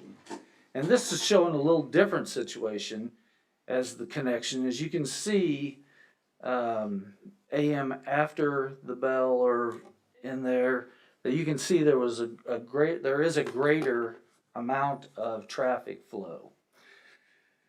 So, in looking at all this and analyzing it, the city staff and school district has gotten together and would ask that the improvements be made at 193rd with the city utilizing excise tax to pay half of it, and the school district paying the other half. Phil, correct me if I'm wrong on anything, okay? I figured, thank you.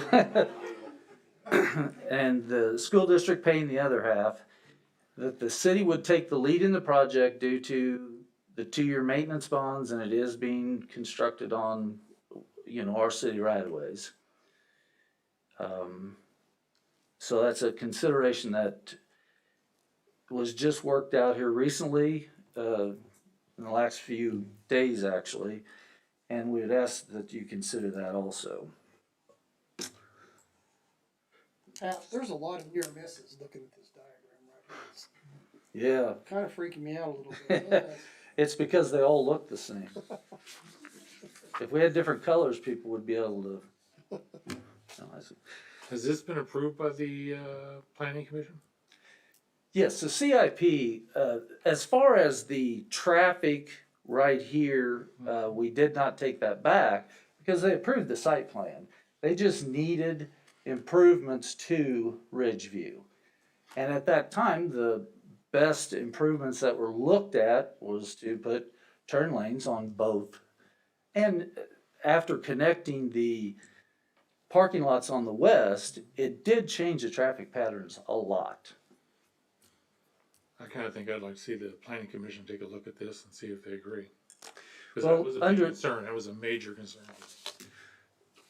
Okay, so they did approve the site plan, and then under the CUP, this would be a condition that would be put on by the council, and spending of funds would be approval by the council. But we're just asking if it could be looked at by the council tonight, and discussion, please. The CUP was approved by the plan. That's correct, that's correct. It's just we've thrown this other part in using excise tax to help pay for it, and working in conjunction with the school district. And again, this is just for Ridgeview or 193rd? 193rd and Ridgeview, That intersection? that intersection, that is correct, sir. So this is the one where we asked that there be a turn lane and that the city not pay the main portion of the bill, as the school district has a larger tax base in order to collect those funds. And our solution to the problem then is to create a CUP. In that we would annually, let me step back. The solution is to reroute the traffic by merging the far western parking lots into a configuration that would allow traffic flow to go around the left turn that we were concerned about. And then we can review that traffic pattern on an annual or That's correct. as the city decides necessary to see if that's working. Yes, ma'am, that is correct. Am I saying that right? It can be on a. Summarize it. I don't know that I'm saying it right. With improvements being made as well. What are because I'm not seeing the improvements. Maybe I'm missing it, but what's the improvement suggestion? The improvement suggestion is that, just a second here. Oh, one more, I apologize. You see from north to south, you see the turn lane? And, Well, the top of it, to the right's the north, right, on that map? oh, I can use that, can't I? Come on up, Phil, thank you. Thank you for helping me with that, cause I was trying to find that. So that's fine. What this diagram or this animation shows, on the left-hand side, the AM before is the traffic counts as of today. So, well, not today, but when they took the traffic counts last school year, okay? Right. It shows just the elementary school. The AM after shows what that would be based on the traffic engineers' additions with the middle school being there, okay? So this is showing a left and right comparison if we do no improvements at all. Okay, so what we wanted to show with this is that if you watch the traffic, it does back up every now and then, but it never backs up more than what the view that's here, okay? So, and this is with doing 0 improvements, Right. okay? But our concern was. Hang on, yeah, so I just wanna understand what this shows. So then, the discussion was, looking at 192nd, the AMs and the PMs, you literally can't tell the difference between the two, because that middle school parking lot is staff and buses only. So there's very little parent traffic, which is what causes us to back up on 192nd. Okay, so that's why that one we're not recommending adding a turn lane. The 193rd is the one that we're suggesting adding a turn lane on. The animation doesn't show it. The animation shows if we do nothing. But what Mr. Burton just shared is that 193rd in Ridgeview would get a turn lane to take care of that stacking that does occur. And then the connection of the parking lots on the west side allows a little bit additional traffic on 191st and on 193rd, just to take a little more pressure off the intersection. So to be clear, the turn lane will be constructed on Ridgeview. At the 193rd intersection. Yes, sir. Okay, it's gonna be on Ridgeview? The north-south of Ridgeview, yes. It doesn't show it on here. No. No, that is, yeah, it's right underneath the 35% mark is where it would be, but. So there's that, yeah, right in here. Right, yes. So there's actually going to be a standalone, whatever you wanna call it, turn lane. That's correct. It's not one lane that you can turn from, there's a separate lane. No, if you would, and this happened, of course, all the animations and all were in the process, and the negotiations have happened very quickly. So, again. And that's what we're asking, that, and I can explain it again if need be. Run through it one more time, Sure. Mr. Burton, because I think taking it in pieces is the easier way for everybody to understand what's happening. Okay. So the negotiation with the school has been that there would be a turn lane built on Ridgeview at 193rd Street and connect the west parking lots as seen in this depiction up here on the screen now. In doing so, the school district and the city would use excise tax funds, which are being generated from the school platting of the property. I'm gonna give you different words. I wanna make sure that I understand that we would be applying the excise tax funds that the school district would be paying. Correct? That's correct. Not taking already reserved excise tax funds. That's correct. Okay. The reason I use that is we would put the excise tax funds in the fund. Correct. And then out of the fund for utilization. Right, but it's actually the funds. A check is being written by the school district, and we would take that amount of money and we would apply it to these improvements. That's correct. And then the school district would pay the other portion of it, the remaining portion or the half of it. And the city would then be in charge of the improvements, the inspections, just like we typically do, because it is city right away. And excise tax funds are generated for the purpose of improving transportation throughout a community as a result of development. correct? Certainly, our excise tax funds, and that's what the city staff, and you look in your CIP, the excise tax funds was listed out several areas for improvements of traffic. I don't want to just say streets, it's traffic flow as a whole. I think that alleviated my concerns that I had. It's helped me out quite a bit. Time, absolutely. Do we have any, it's not associated with this, but the intersection of 191st and Ridgeview? I know a lot of people have had concerns about that. Sure, so in the last, one of the presentations that Ms. Landis gave for the roundabout funding, there, since this is part of the detour area, there at 191st and Ridgeview, we have been working on a plan to improve the ditch.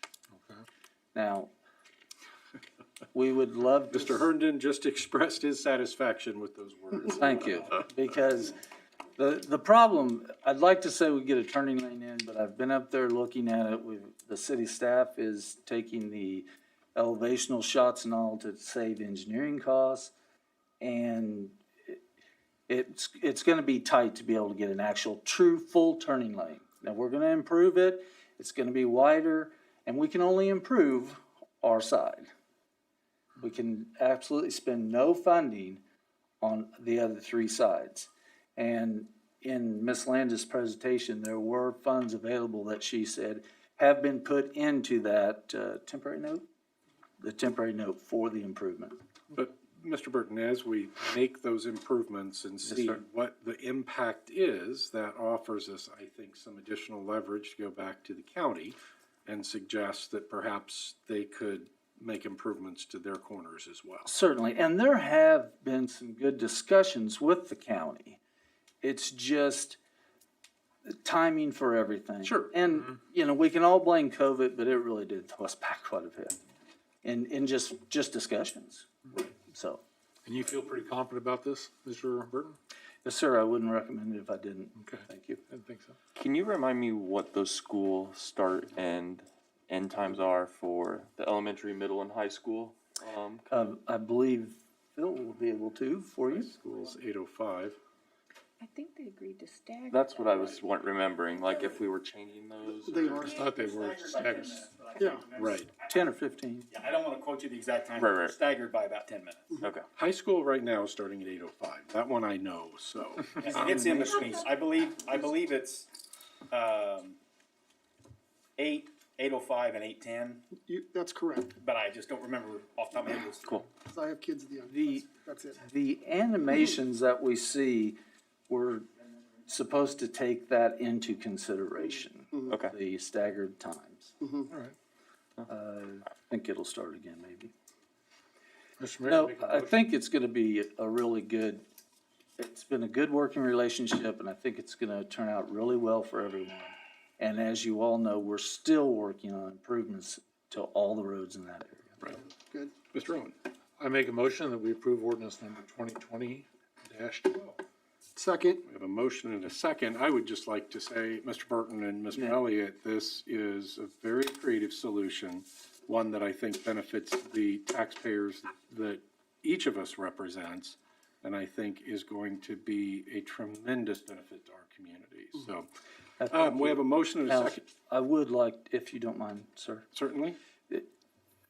The motion, if we could, in stating that the school district and the city would join together in placing the turn lane at 193rd Street, on Ridgeview at 193rd Street.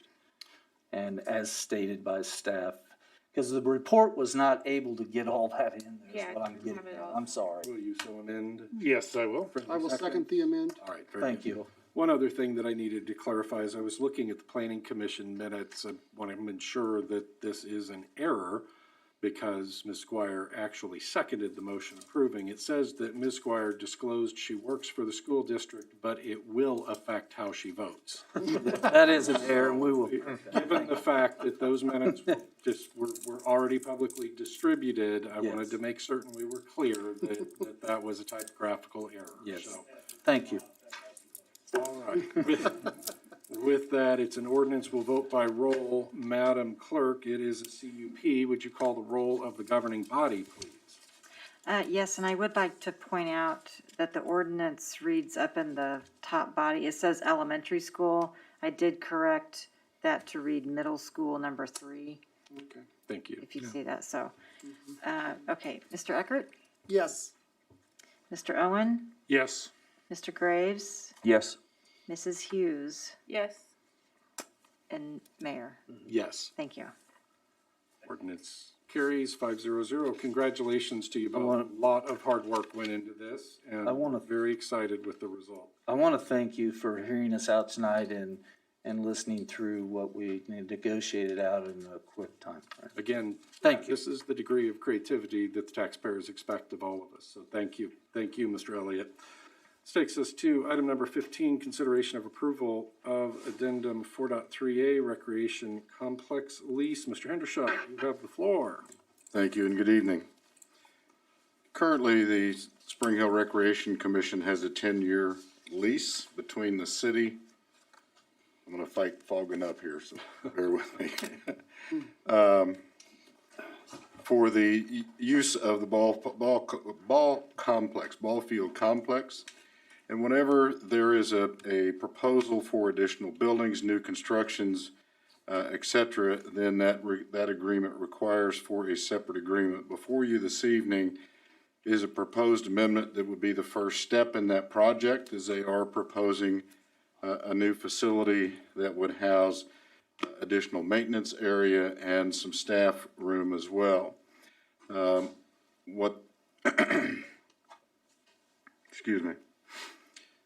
As far as the building goes, the tenant will incur all construction costs with all of the terms of the existing lease remaining in place once the facility is completed. And the addendum, as I said, is the first step in this project, and if approved, the tenant or the Rec Commission will proceed with the site plan applications through the Community Development Department, Planning Commission, and City Council. The addendum contains provisions requiring commercial property insurance, showing the new facility is covered by insurance through the tenant and naming the landlord. Your alternatives this evening, Mayor and Council, is to approve this lease amendment, to deny it, or to table that. It is staff's recommendation. The approval of the Recreation Complex Lease Addendum, adding section 4.3A to the Recreation Complex Lease dated September 14th, 2017. That would be the first step in them completing this project.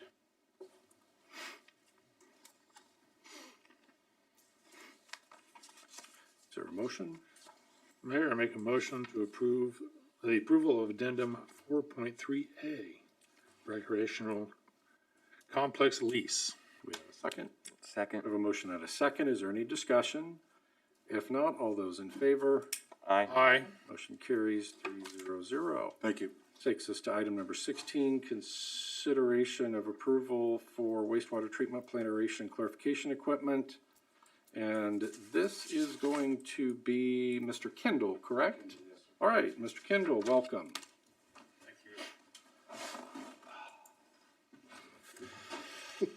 So we're asking for you to consider approval of the bids received for the wastewater treatment plant aeration and clarification equipment replacement. We began planning for this project last year. The treatment plant's right at 20 years old, and the equipment's reached the end of its design life. There's 2 clarifiers and 2 aeration basins. One of the clarifiers failed before we completed contract documents, and you recently replaced that equipment with an emergency repair. So this project will replace the equipment and the west clarifier and the 2 aeration basins. 3 bids were received from contractors for this work. Mega KC was the low bidder. Also included in the project is replacement of 1 blower motor. The others have been replaced. One of the motors is still original equipment, and the computers in the aeration and clarifier control panel and your influence screen panel are also original equipment, and that manufacturer of those units will soon stop support for those. So we're also including replacement of those in this project. So the recommendation is to approve the bid from Mega KC for $436,400. They're familiar with the plant. They recently completed the UV equipment replacement at the plant. So we're asking for approval of that and execution of the notice of award.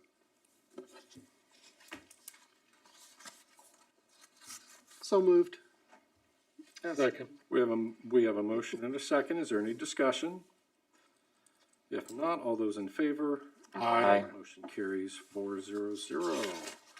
Thank you, Mr. Kendall. Thank you. Next item is consideration of ordinance 2020-13. This would be amending ordinance 2018-13 relating to managing the use and occupancy of public right-of-way. This was a late addition and the result of a telephone conversation we had last Friday. So, Mr. Hendershot. Thank you, Mayor. Currently, our right-of-way ordinance requires performance and maintenance bonds for permittees to do work in the right-of-way. There are exceptions currently provided in there for government entities and property owners who are not utilizing a contract. Per that ordinance, those companies that have franchise agreements with the city of Spring Hill would be required to provide those performance and maintenance bonds. In 2018, the city did adopt the ordinance regulating the managing and the use and occupancy of public right-of-ways. And as I said, it requires these bonds. There are exceptions, as I noted. Companies with franchise agreements with the city should be exempted from their requirements from performance and maintenance bonds, as this is best addressed through their franchise agreements. Requiring additional bonds from these franchise holders is unnecessary. All other provisions of the ordinance 2018-13 would remain in effect and applicable to franchise holders with the city. Those companies such as Atmos Gas, CenturyLink, Suddenlink, Altice routinely perform work in the right-of-way while providing critical services for Spring Hill residents, and they are regulated through those franchise agreements. What this ordinance does would exempt those companies with franchise agreements either specifically with the city or those agreements that are provided through the state of Kansas, which is one that Suddenlink has. Mayor, it is staff's recommendation the approval of the ordinance amending Section 15 of Ordinance 2018-13 relating to parties that are exempt from requirements of performance and maintenance bonds to obtain right-of-way permits. Have any questions?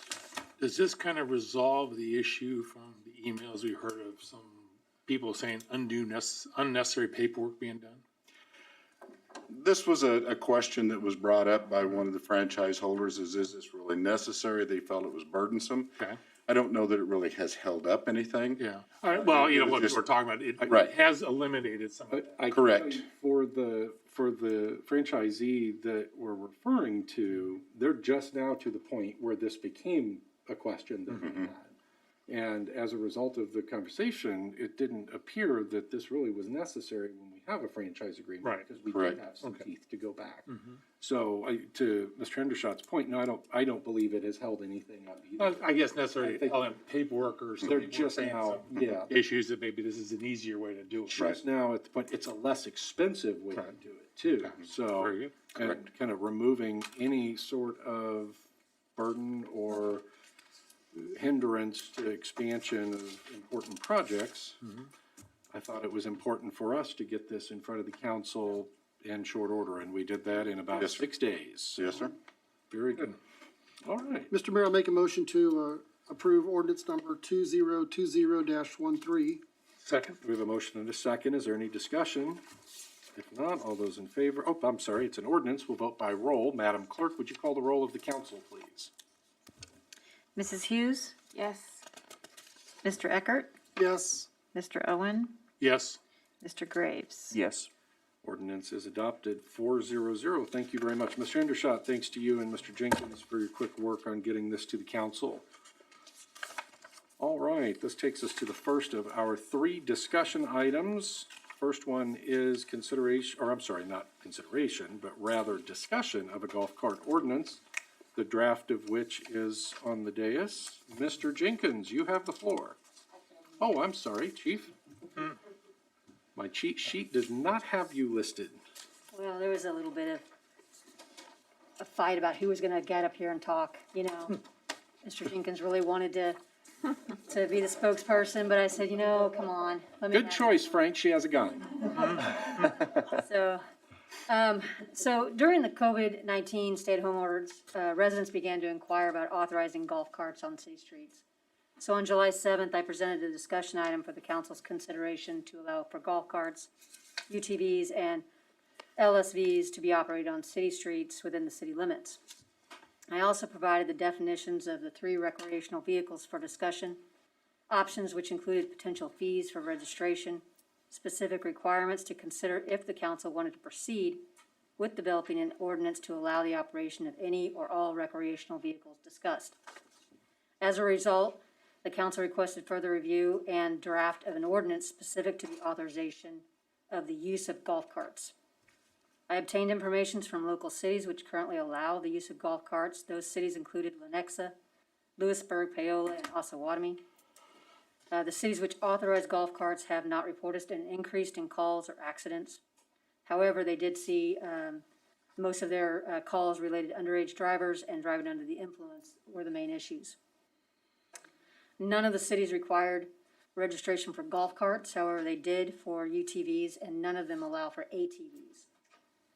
Additionally, shortly after the 7th, the city sent out a survey on Facebook asking residents if golf carts should be allowed on streets with speed limits of 25 miles an hour or less. 774 people responded. Of those responses, 74% agreed golf carts should be allowed. 64% believed operators should be licensed drivers. 48% believed carts should be insured. And I did combine the required to those who said very important. Regarding UTV, 70% UTV usage, 70% believe they should be allowed in some capacity. Furthermore, I checked with the city traffic engineer regarding street signage requirements, concerns on residential street designs as it relates to mixed-use vehicle traffic. The traffic engineer noted the following. Golf carts are not classified as motor vehicles under federal law. Golf carts do not need to conform to safety standards of conventional vehicles and do not require crash testing. Golf carts are designed to navigate low-risk traffic environments. There have been some crash studies on low-speed vehicles and found that ejection was a common problem when golf cart-like vehicles crash due to lack of doors. Slow acceleration rates of carts can make it more difficult for the drivers of the golf carts to react quickly to avoid a crash. There was a study done for the Oregon Transportation Research and Education Consortium who showed the presence of vehicles moving as little as 10 to 20 miles an hour faster or slower than the general traffic stream tends to impede traffic flow and increase collision rates. Another study found golf carts moving as slow as 11 miles an hour can readily eject a passenger during a turn. As of May 2011, the state of Kansas allows low-speed vehicles on public roads with a posted speed limit of 30 miles per hour or less. In summary, golf carts are more vulnerable than passenger cars while using the roadway, and they should only be allowed on lower speed roadways. I was asked some additional information about road types, line of sight, and some other concerns. Those were addressed. This is what I found on that. There's no concern regarding stop sight distance because the stop sighting distance measurements are based on a driver seeing an object 2 feet off the ground, and that would cover the golf cart. Road signage would not be necessary, but if there are locations with high percentages of golf cart use, you could use the little placards that have golf cart crossings or share the road, that sort of thing could be installed. I was asked to draft an ordinance for the authorization of golf carts only, which I've done. Registration and or inspection fees or requirements were not included in the ordinance. The highlights of the ordinance, which you do have a copy of that in front of you, limits the number of occupants to the number of seats, requires licensed drivers and insurance, limits golf carts to streets with 30 mile per hour or less, addresses reckless or negligent operation, restricts golf carts from sidewalks and trails, requires additional equipment based on time of day of operation. So if it's after dark, there'll be additional requirements. It does allow for use on private property with consent of owner. There are several roads where golf carts would be prohibited. There's about a dozen of them. Additional considerations, like I said, we could add some signages on golf carts where we have 25 mile an hour and maybe there's a turn or a hill. Should the council decide to move forward and eventually authorize golf carts on the city streets, our initial objectives would be to educate the drivers on the new ordinance through social media outlets and other community events. Modified golf carts, if somebody wants to really trick out their golf cart, and it allows them to increase their speed operations. Per NHTSA, there are additional requirements that must be equipped with auto safety glass, turn signals, mirrors, wipes, wiper blades, etc. Regarding the UTVs, based on our last discussion, we could readdress UTVs next fall after a year of review to impact golf carts on our city streets. That's what I have found so far. Okay. Questions for Chief Henson? I have a couple for you, Chief. Is the licensed driver, I know you'd made a comment that it should be an unrestricted license. Do we need to put that in the ordinance, or does licensed driver cover it? Let's see, I think, how did I have it? I said licensed driver is what I thought I read. It's just valid driver's license. Yeah. It does not put in the level of Yeah, license. we could put or we could put the I know you unrestricted. talked about that to limit certain people. We could do that, I mean, because of the graduated scale, there's certain parameters, and I don't think that even addresses golf cart driving. Yeah, So probably we could do it so it's clear for everybody. Yeah. I guess the other one I had is I see it doesn't prohibit crossing 169. It does It- on G. Right. Does on, It says you're 30. not prohibited from crossing a federal highway Okay. unless the speed limit is higher than 25 miles okay, an hour. then I just read it differently. All right. Because I was gonna say, that would be rather scary. Right, I don't like crossing it. in Yes, cars yes. sometimes, so. All right, any other questions for Chief Henson? Yeah, if I could just ask you to, I'm sorry, if I could ask you to state your name and address for the clerk, please? I'm Carol Thomas, my address is 21642 Spring Street. A couple of questions, one thing, she wants to say. Yes. So the people listening, sorry. Did you get my name and address okay? Okay. The couple of questions I have is, one is, why do we want to do this? I mean, I've never, in all the stuff I've seen and about this and everything, I've never heard anybody say, how's this gonna benefit anybody? What are we gonna do with this? My other thing is, there was a thing that was on Facebook of people voting of who was for it and who was against it. When you said you were against it, that was it. But if you were for it, they went into several other questions. So I think there needs to be a thing of saying, why are people against having golf carts? In my neighborhood, I live in the Meadows, on Spring Street, as I said, and I have kids, and I can't tell you how old they are. They look like they're 8 or 9 years old, riding those little tiny mini bikes up and down the road, running stop signs. I've seen a couple of places where they've almost had accidents. So if people are not going to control kids from riding those little tiny mini bikes, how are you going to control them driving golf carts? So that's my questions or statements. To answer your first question, this was a community-driven initiative. Yeah. The residents came up and wanted to address this issue. But why do they want it? That's my question. Because of what was talked about at those meetings had to do with better connectivity within neighborhoods, more neighbor-to-neighbor interactions. There were a variety of things that were discussed at that meeting. I'm sorry? I just never have seen anything that said that. Okay. You know, And stated why. the Facebook survey was not intended to be scientific. It was intended to be at best informative. Okay. So that was the basis for that. This ordinance is not being considered today. What my encouragement is that the council members each take this back to their constituencies. I'd like this posted online so that everybody has the opportunity to see what the ordinance says. Solicit that feedback. You have a council member, I think, that lives in your neighborhood, and get that feedback and use it to refine the ordinance. We're not under any rush to do this. So, as a matter of fact, there were a variety of requests that came from the community aside from just golf carts. And we're only addressing golf carts right now. So, so my encouragement, each council member, go back, talk to your constituents, and see what folks might like to see different in here. Okay? Thank you for your time. Certainly. Thank you. Mr. Boswell.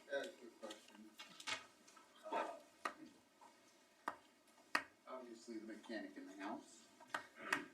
When you speak of modifications, what exactly are you talking about modifications? Are you talking about looking different? Or are you talking about, It has most to do with the engine and, taking like the governor off of it so it can go faster than the, okay. what it's typically designed to go. And when you do those modifications, what's required then? In your proposed ordinance? Well, we don't have it in the proposed ordinance regarding modifications, other than the fact that if there are modifications, the state requires, Windshield glass, the wipers, windshield and all of those kinds of things. yeah, if you're not wearing eye protection, et cetera, and so on, right? Okay. All right, that was just curious, thank you. Thank you. Mr. Riffle?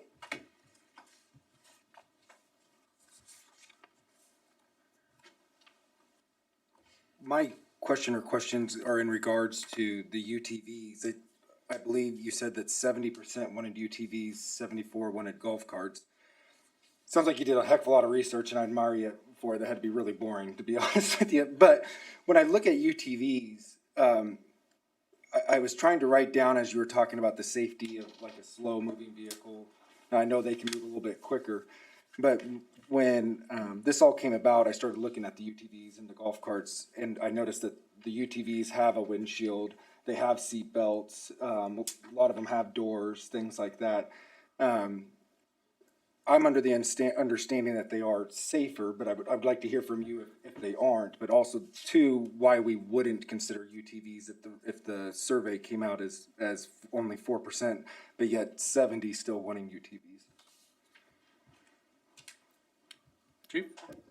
I don't know the crash studies of UTVs. I was going off of the direction from the 7th to focus on golf carts, rather than trying to take everything all at once. That was the initial request that was coming from the community to have golf carts, so that's where we started. So that would be my response at this point. Mr. Herndon? Are the other communities allowing UTVs and golf carts when they adopted their ordinances? Or do we know those answers? So Paola, Lewisburg, Osawatomie do allow UTVs. They have registration processes, licensing processes with UTVs. Lenexa only allows golf carts. We are a rural community as well, so UTVs are more played than golf carts as well, so keep that in consideration moving forward. Okay, again, I'm sorry, Mr. Riffle, we can't hear you. If you could move a little closer, please.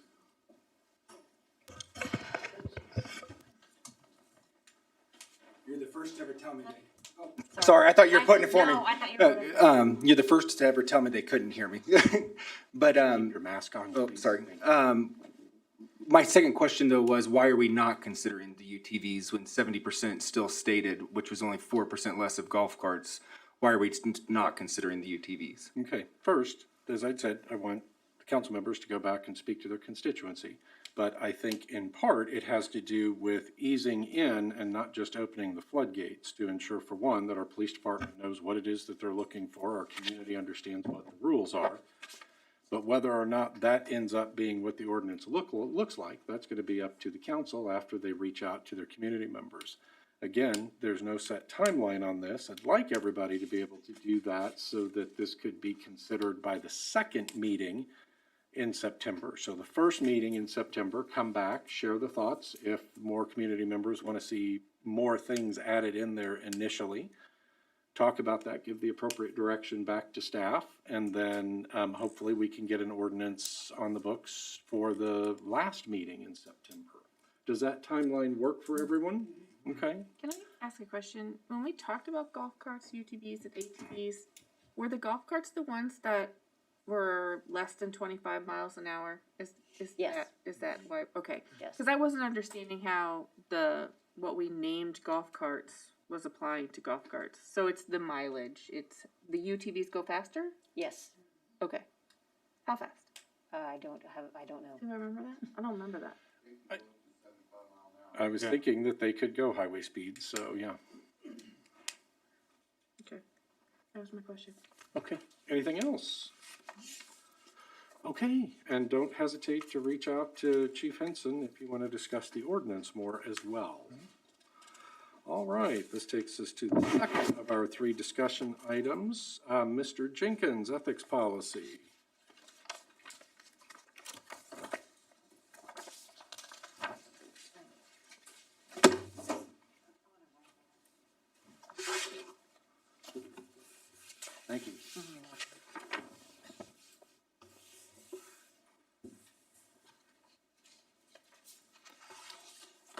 Mayor, members of the city council, Frank Jenkins, city attorney. This is a discussion of a possible ethics ordinance. The concept of an ethics ordinance is something that is important, I think, for every city to consider. At the present time, we have really 3 different rules or regulations that we're subject to. The first is one that you're familiar with, which is when you become elected officials, you had to file a statement of substantial interest, disclose what interest you had with respect to particular contracts, and that would then dictate what you could or couldn't do in taking up that contract before any governmental action. That, as I said, primarily was focusing on contracts, receiving compensation under a particular contract, goods or services. The other 2 are, one is the Spring Hill purchasing policy, which states in one paragraph, basically asking the staff to adhere to the highest degree of ethical standards. That's all it says. It doesn't give you any examples to the staff of what is considered ethical standards. The second one is the employee handbook, applies just to employees, and that talks about or addresses ethical conduct of employees. City employees are expected to conduct themselves in a manner that will not affect adversely on themselves or the organization. Again, it doesn't state what those standards would be. Therefore, a lot of jurisdictions, municipalities in particular, have adopted ethics codes. More specifically, Johnson County Board of County Commissioners have adopted a code that I've reviewed over the past several years. And so it's something that you might want to consider, and I do recommend that you do consider it. The second point would be, what are some examples of the ethical issues that are considered by other jurisdictions? And I've enumerated those in this handout, and I do apologize and recognize that you just received this sample the last 24 hours, but I'll just go through those very briefly to give you some ideas as to what you may want to consider. One, the scope of the ethics policy or code. This proposal is for it applies to employees, elected officials, and appointees. So it'd be the Planning Commission, Board of Zoning Appeals, etc. But you have some jurisdictions that confine it to either just employees or just the governing body. The other would be disclosure of confidential information. This in the policy states that that is not to be done. That's particularly in the context of COMA and CORA. The other area, which is one that's quite frequently covered, is acceptance of gifts, favors, services, or things of value. This draft does not state the dollar amount. Some of them do talk about a dollar amount. Some of them less than $50, etc. That's always an issue. Another is the disclosure of an interest. What happens when the council member will say, I do have disclose a conflict of interest or a ethical issue? Is disclosure adequate? Most jurisdictions recommend that the person recuses themselves. The other option would be actually to remove themselves from the room to avoid any possible influence. And that's what this draft covers. Another one would be incompatibility. That's always an issue when you have someone who is maybe having dual hats in different organizations. Does that create an incompatibility or conflict for them taking up a matter as a member of the governing body or an employee? Another would be the appearance before city council. Sometimes you'll have, and I want to say right now, this city I've represented for many, many years, and most of these are hypotheticals. These are things that maybe would be a guidance to someone thinking, well, do I have a conflict? Rather than have to come to the city attorney, you have this code that they could serve as a guide. Going back to the appearance before a city or agency, you have the question if you have a city council member or an employee wants to come before the board or city council and address them on a particular issue. This talks about the individual personally can appear or their spouse, but not speaking on behalf of third parties. The other would talk about the interest in public contracts, and that's covered squarely by this KSA 754301, which is your substantial interest act that I mentioned to you. But this policy gives you the option of being more stringent than that when it comes to contracts. Another area would be former employees appearing before the city council or an agency. If you have somebody who's been working on a project, then leaves and wants to appear before the governing body or the board, this draft suggests that there be a 2-year look back. Again, it's subjective as to what would you think would be reasonable. Exceptions under the code, there are instances where you have somebody maybe have an interest in a business or something, but it's minimal. This talks about a $500 minimum. Talks about loans or debts. Let's say somebody has a loan or debt with some organization, talks about a $500 minimum, saying that's not consequential. Last, we get into the administration of the code itself. It talks about if someone has an issue, they can come to the city attorney and ask for an advisory opinion with respect to the particular issue. That is something, again, that's subjective if you want to have that be administered by some other party. Also, the other would be the enforcement of the code. Again, that falls upon the responsibilities of the city attorney in this draft, or possibly authorizing the retaining of outside counsel, if that becomes an issue. Finally, there's violations and penalties, warnings, reprimands, census, termination. All depends upon who's involved, whether it's an employee, members of the governing body. And that's the summary at this point.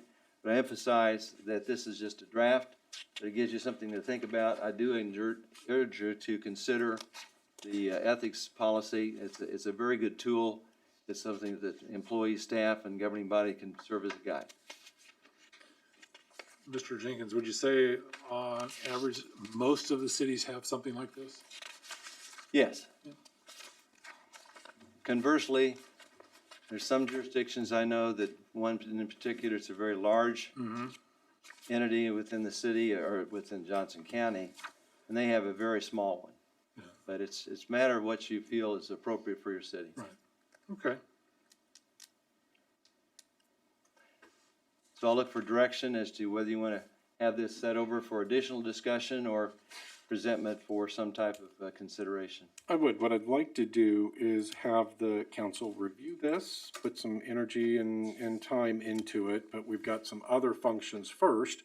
So I would like this to come back up for discussion the first meeting in October. And then tentatively, we'll plan on a discussion or adoption potentially by the last meeting in October. Okay?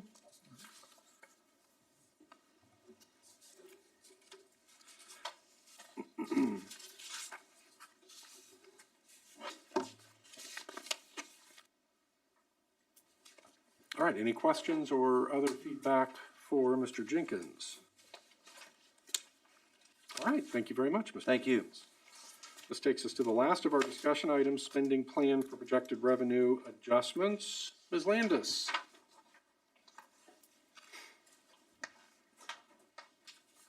Thank you.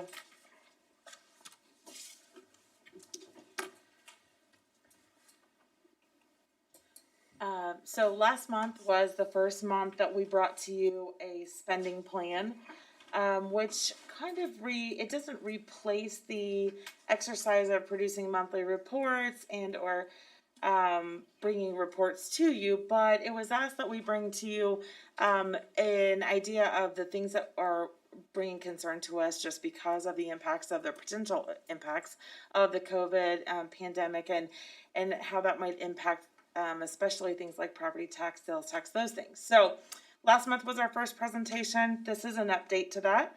And I can go through as much detail as you want. I think I'll hit the high points first, let you come back and ask about any detailed questions you might have. Then you had a couple of specific questions or items that you wanted added from last month's discussion. So I've added those. We'll talk about those as well. So the purpose really of the spending plan is to identify those areas, as I said, that we might have some concern. And we do monthly forecasting for all of our funds, budgeted and then some others, just to make sure that we're on par with where we expected to end the year. And a lot of our focus right now is on those more fluid revenue sources like property taxes, sales taxes, those types of things. So is where our focus is in putting this together. Oh, I did it. I killed it. You froze. There we go. Okay. So, and the point that I might bring to your attention each month then is how the current forecast has changed from the previous forecast. And in July, we talked about there being a shortfall in the general fund of about 413,000. And right now I'm projecting maybe a shortfall of about 398,000. There are certain criteria that I'm using every month to try and gauge where we might fall on that. That includes a projected shortfall of 25% in sales tax. That's overall. So some of our sales tax goes to the general fund. Some of it goes into special funds where we reallocate to other programming to support those. And then some varying degree of impacts in the municipal court revenue, reduced or delayed property and motor vehicle collections, and the miscellaneous revenue sources. Those are all things that we're looking at for the general fund. As well as we had some unbudgeted increase in costs for overtime and legal fees. So we're calculating those as well. At the last meeting, you asked that we bring back to you just a summary of our projected special assessment delinquency potential and also any deferred utility sales revenue. So we've worked that in as well. This is really small to read. I'm really sorry about that. But basically what I wanted to put in front of you is all of the items that we had already addressed early on in the year. And these are things that were hiring freezes that were put in place with positions that were already vacant at the time that the pandemic kind of came underway, and we started to really become concerned about the future impact on our financials. So we did have in the general fund, there is about $415,000 of identified items here on this very first list, and they include everything from using the rolled over additional fund balance in addition to our maintained fund balance of the $750,000 that we owe, $750,000 that we keep in there in the general fund. At the end of 2019, we did roll over $175,000 in addition to that, and these additional or the other position vacancies that we had have produced some savings as well. So some of them being from January through a certain month when that position was hired, and then also some of them being for the full year, what's calculated in here. We had the aquatic center closure for the 2020 season, and then some adjustments to our budget just based on our estimates from last year that have been are coming in lower than what we estimated for this year. And those things are like fuel, our crossing guard services because of the closure of schools during certain months, and some kennel charges for our animal control units. And then in addition to the increased overtime for the police department and the increased budget for legal services in the general fund as well. In the other project or item that was budgeted for 2020 that is dependent upon sales tax as well. It's not part of the general fund, but it is dependent on the same source of sales tax that comes in through the general fund is the comprehensive plan. So we have budgeted 50% of that cost to come from sales tax. And because sales tax is down, we've delayed that until we can be pretty sure that we're going to be able to cover that cost. So that is sitting there in our list of items that we have kind of delayed until we're sure where we're going to land there. These are some adjustment items that are available if they're needed. Right now, based on the list that we just shown, there was about 415,000 identified here. Remember I said the shortfall was just under 400,000. So these should cover where we're headed, at least based on my current projections. However, there are additional items available equating to about 238,000. These are items that we all went over at the last time we presented this, which none of this has changed. But also including things like deferring and or delaying some of the purchases that we had budgeted, transferring back funds to the general fund that we may have transferred out to cover things like equipment, those types of items. The additional addition to the spending plan that we for your presentation is the debt service fund, where we wanted to focus a little bit on the special assessment delinquencies and the potential property tax delinquencies. Property tax overall, ad valorem, collection of ad valorem tax is not necessarily the part that is down, but the motor vehicle and all of the other taxes that are lumped into that category is the area where we see some concern. So we do estimate those at 1%, 3%, and 5% for our low, medium, and high impact options that we're looking at. So we do have a small concern there on property tax delinquencies, but then more importantly, the special assessment delinquency is generally tied to the payment of those specials and or those properties that may, properties where developers or homeowners may not have the opportunity to pay those or the ability to pay those taxes quite yet, or before the end of our fiscal year. So right now we're estimating 5% delinquency in special assessments. Right now we're collected 86% through August. I do expect another distribution to come out in September or October from the county. It's very hard to predict exactly what that's going to be. So right now I've just estimated this at 5%, being 57,000. That looks like a really high number. It gives me a little bit of pause looking at that number, but I do think that we'll probably come in under that. We did roll over an additional 95,000 from the prior year, so we are covered as far as those potential delinquencies, but I wanted to make sure that you have those numbers in front of you. The water utility and the wastewater utility, we've talked about this more recently. In July, we talked about both of those utilities and the rate studies and all of that. But right now, what I'm seeing is that more of a delay, or not more of a delay in either utility, but that the water fund just doesn't have as much of a fund balance or the flexibility and the addition or benefit of the system development fees as the wastewater fund does. So right now, the potential, if you were just to look at the numbers, we might see a $25,000 shortfall in the water fund. It does have a fund balance of about $730,000, so it is something that can be covered. And I do think that a lot of those are just deferred sales that might yet be paid this year. We have started doing payment arrangements with those who need that opportunity given to them and extended those through the end of the year. We've talked about that previously. The council discussed and offered us that opportunity to work with residents.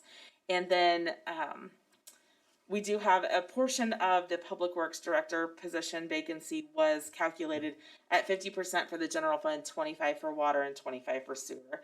It's always been separated out like that. So in the wastewater utility, we had a beginning fund balance rollover of $220,000, and so that does cover anything that we might have delay in. We also have recognized about $27,000 in system development fees that were collected above and beyond what I budgeted for this year, and then in addition to the savings, if you will, from the position vacancies of both the Public Works Director position and the Utility Maintenance Worker position, which while that will be filled, has not yet been, there's not someone in that position quite yet.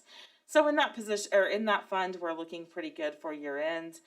And again, I think the only concern there is just to kind of watch where our sales are, make sure that we're working with the customers to make sure that those are getting paid and they have the opportunity to extend their payment arrangements to meet their financial needs.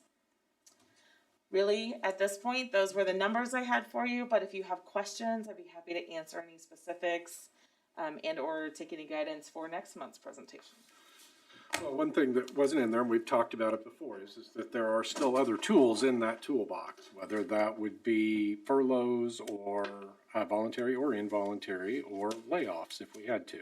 Yes. So again, you know, we're not saying we're going there, but those are still available to us if need be.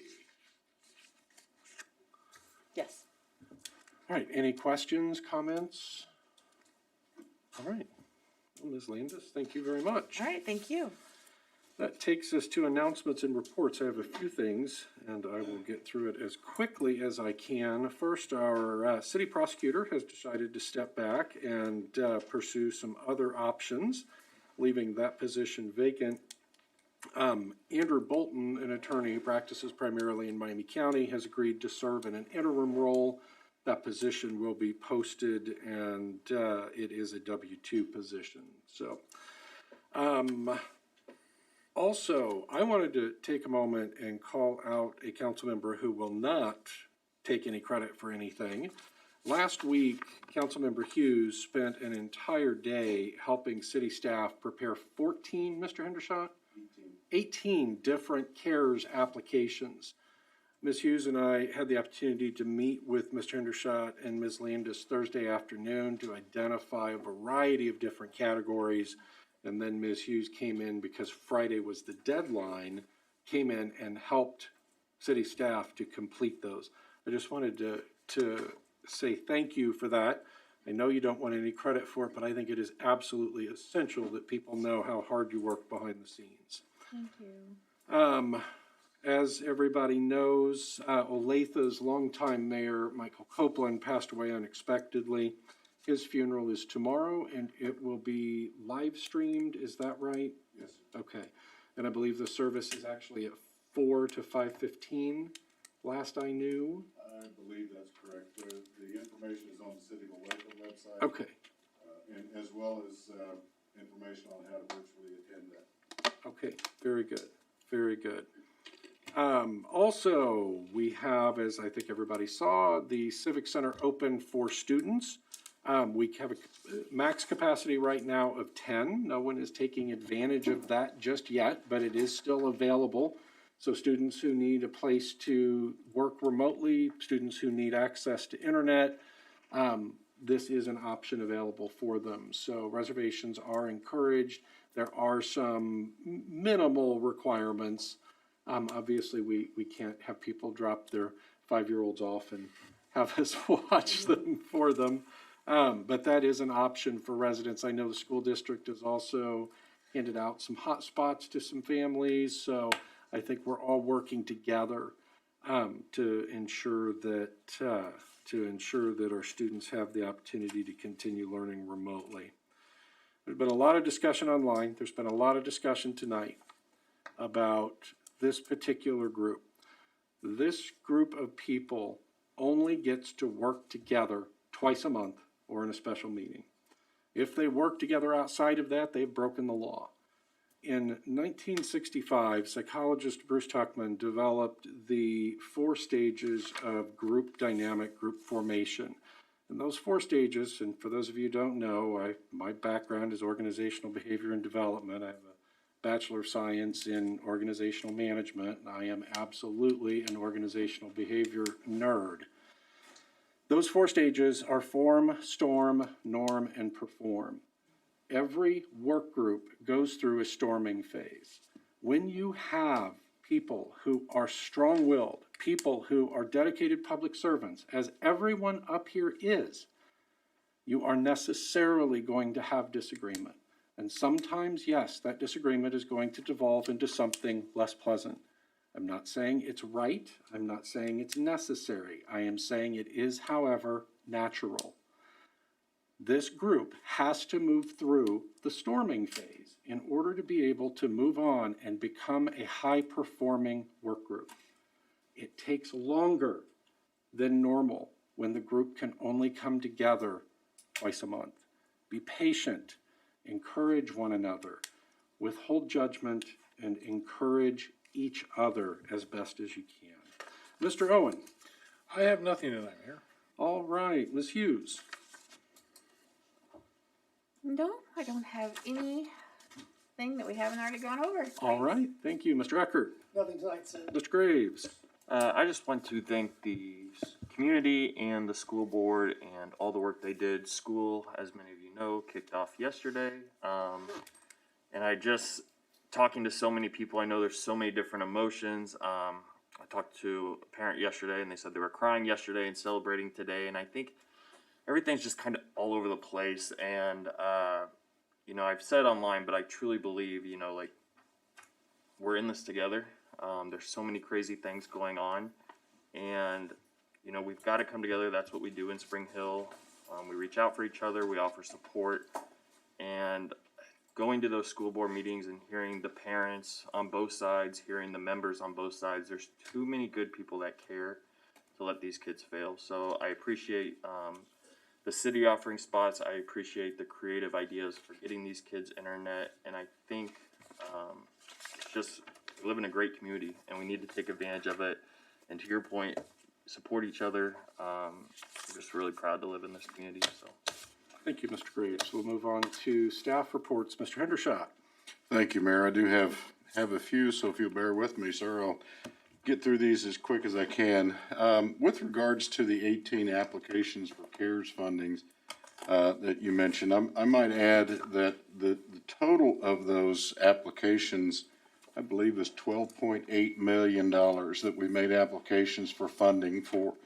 Realistically, some have a much better opportunity of being approved than others, but if we didn't think big, we wouldn't receive big. We'd have no chance. So real briefly, what those applications, we were able to, I think, make defensible applications for funding for the 199th and Ridgeview Roundabout, socially distanced workstations for residents, and workspaces with Wi-Fi. If we're able to, that would allow some use of the Civic Center for residents and businesses if they have a need for Wi-Fi and outside of the business. Partition and room dividers for city employees. We do have some that we're still looking for ways to even more adequately provide social distancing. Work from home stations for city employees, if that becomes an option. Purchase and installation of fiber to the premise network. This is a large expenditure that we've tied to CARES, particularly in the area of broadband, which is one of the emphasis points of CARES funding, and we have made an application for that project as well. Hotspots for the internet for connection of students, residents, and businesses. We're asking for support and funding for up to 100 hotspots and the services connected to those. Installation of UV purifiers and coil sanitizers in all of our buildings. Overtime directly related to publishing public meetings and employee remote setups. That's primarily to do with IT, and that is one of the areas that is COVID or CARES funding available. We're asking for a piece of equipment designed to disinfect material from bacteria for the police department. Police department, if they had this piece of equipment, could then sterilize their uniforms, their equipment, their vests, etc. Asking for purchase of upgrade compliant police radios and how that is attributed to COVID and CARES funding. Rehabilitation of the sanitary sewer system, construction of sanitary sewer system infrastructure, design for the sewer lagoons, to construct and repair Spring Hill sidewalk network to foster connectivity among subdivisions that are isolated from destinations, including schools, parks, shopping, and places of employment. I believe Mrs. Hughes mentioned that one. Some street pavement issues that we think we have a defensible stance for CARES funding. Licensing, VPN licensing, and secure access needs for work at home so that our network is adequately protected. Convert a portion of our water utility meters to touchless read meters, and then some improvements to the wastewater treatment plant. Mayor, there was some very creative thinking by this entire group, and as I said, some of these probably have a much higher probability of being approved than others. But as Mrs. Hughes stressed, if we don't think big, we won't get big. So that was the attitude that we had. If you don't ask, you'll never get it. A reminder, I sent out an email to everyone. The league annual conference registration is open. It is virtual. It is October 13th through October 16th.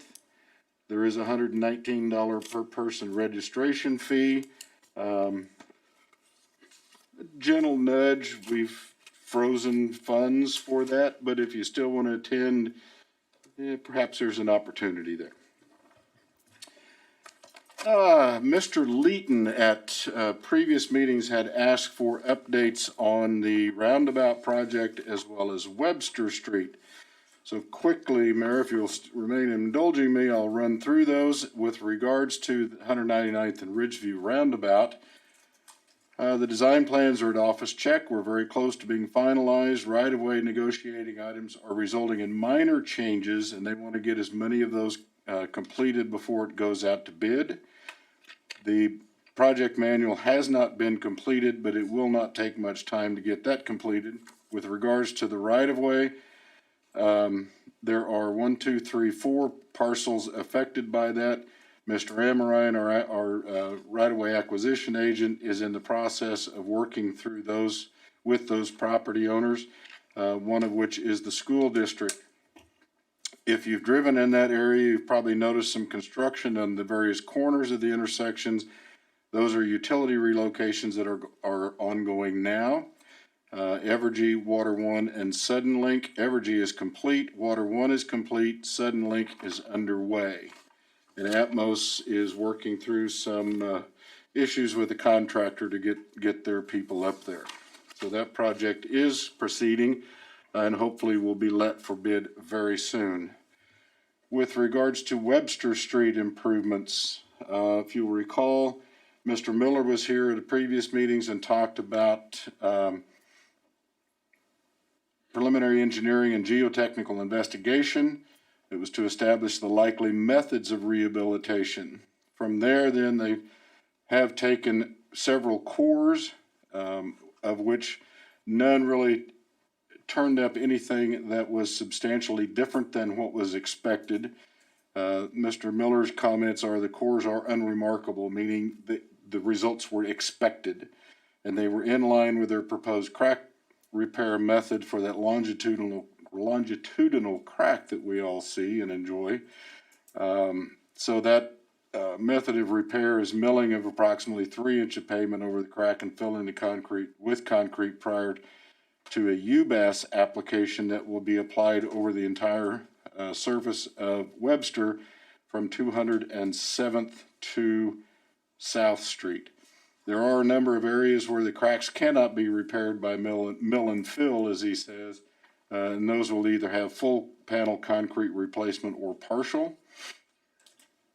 This is identified in our CIP program, was submitted for CARS funding, and I'm very pleased to announce, as I did the other day, that the CARS committee has approved that project for funding, and it will go to the Board of County Commissioners very soon. The CARS committee recognizing shortfalls in sales tax there, we're still able to fund each number one prioritized project for each city in Johnson County, of which Webster Street is one. So we do anticipate that all this design work will be completed. We'll get into the final design and bidding and construction, and the overlay project is hopefully scheduled for construction in 2021. I see no reason why that wouldn't come through. All right. That is my report, sir. Thank you very much. Chief? No report. Mr. Burton? No report, sir. Madam Clerk? No report. Ms. Landis? No report, thank you. Mr. Jenkins? No report, Mayor. Would entertain a motion to adjourn. So moved. Second. All those in favor? Aye. Motion carries 4-0-0. Thank you, everyone. Have a nice evening. Mayor, do you have a moment? I do. Okay, Tiffany over there, it was from my work email, which is saleskc@ch elevator. Oh, well, let me look and And then maybe it probably went to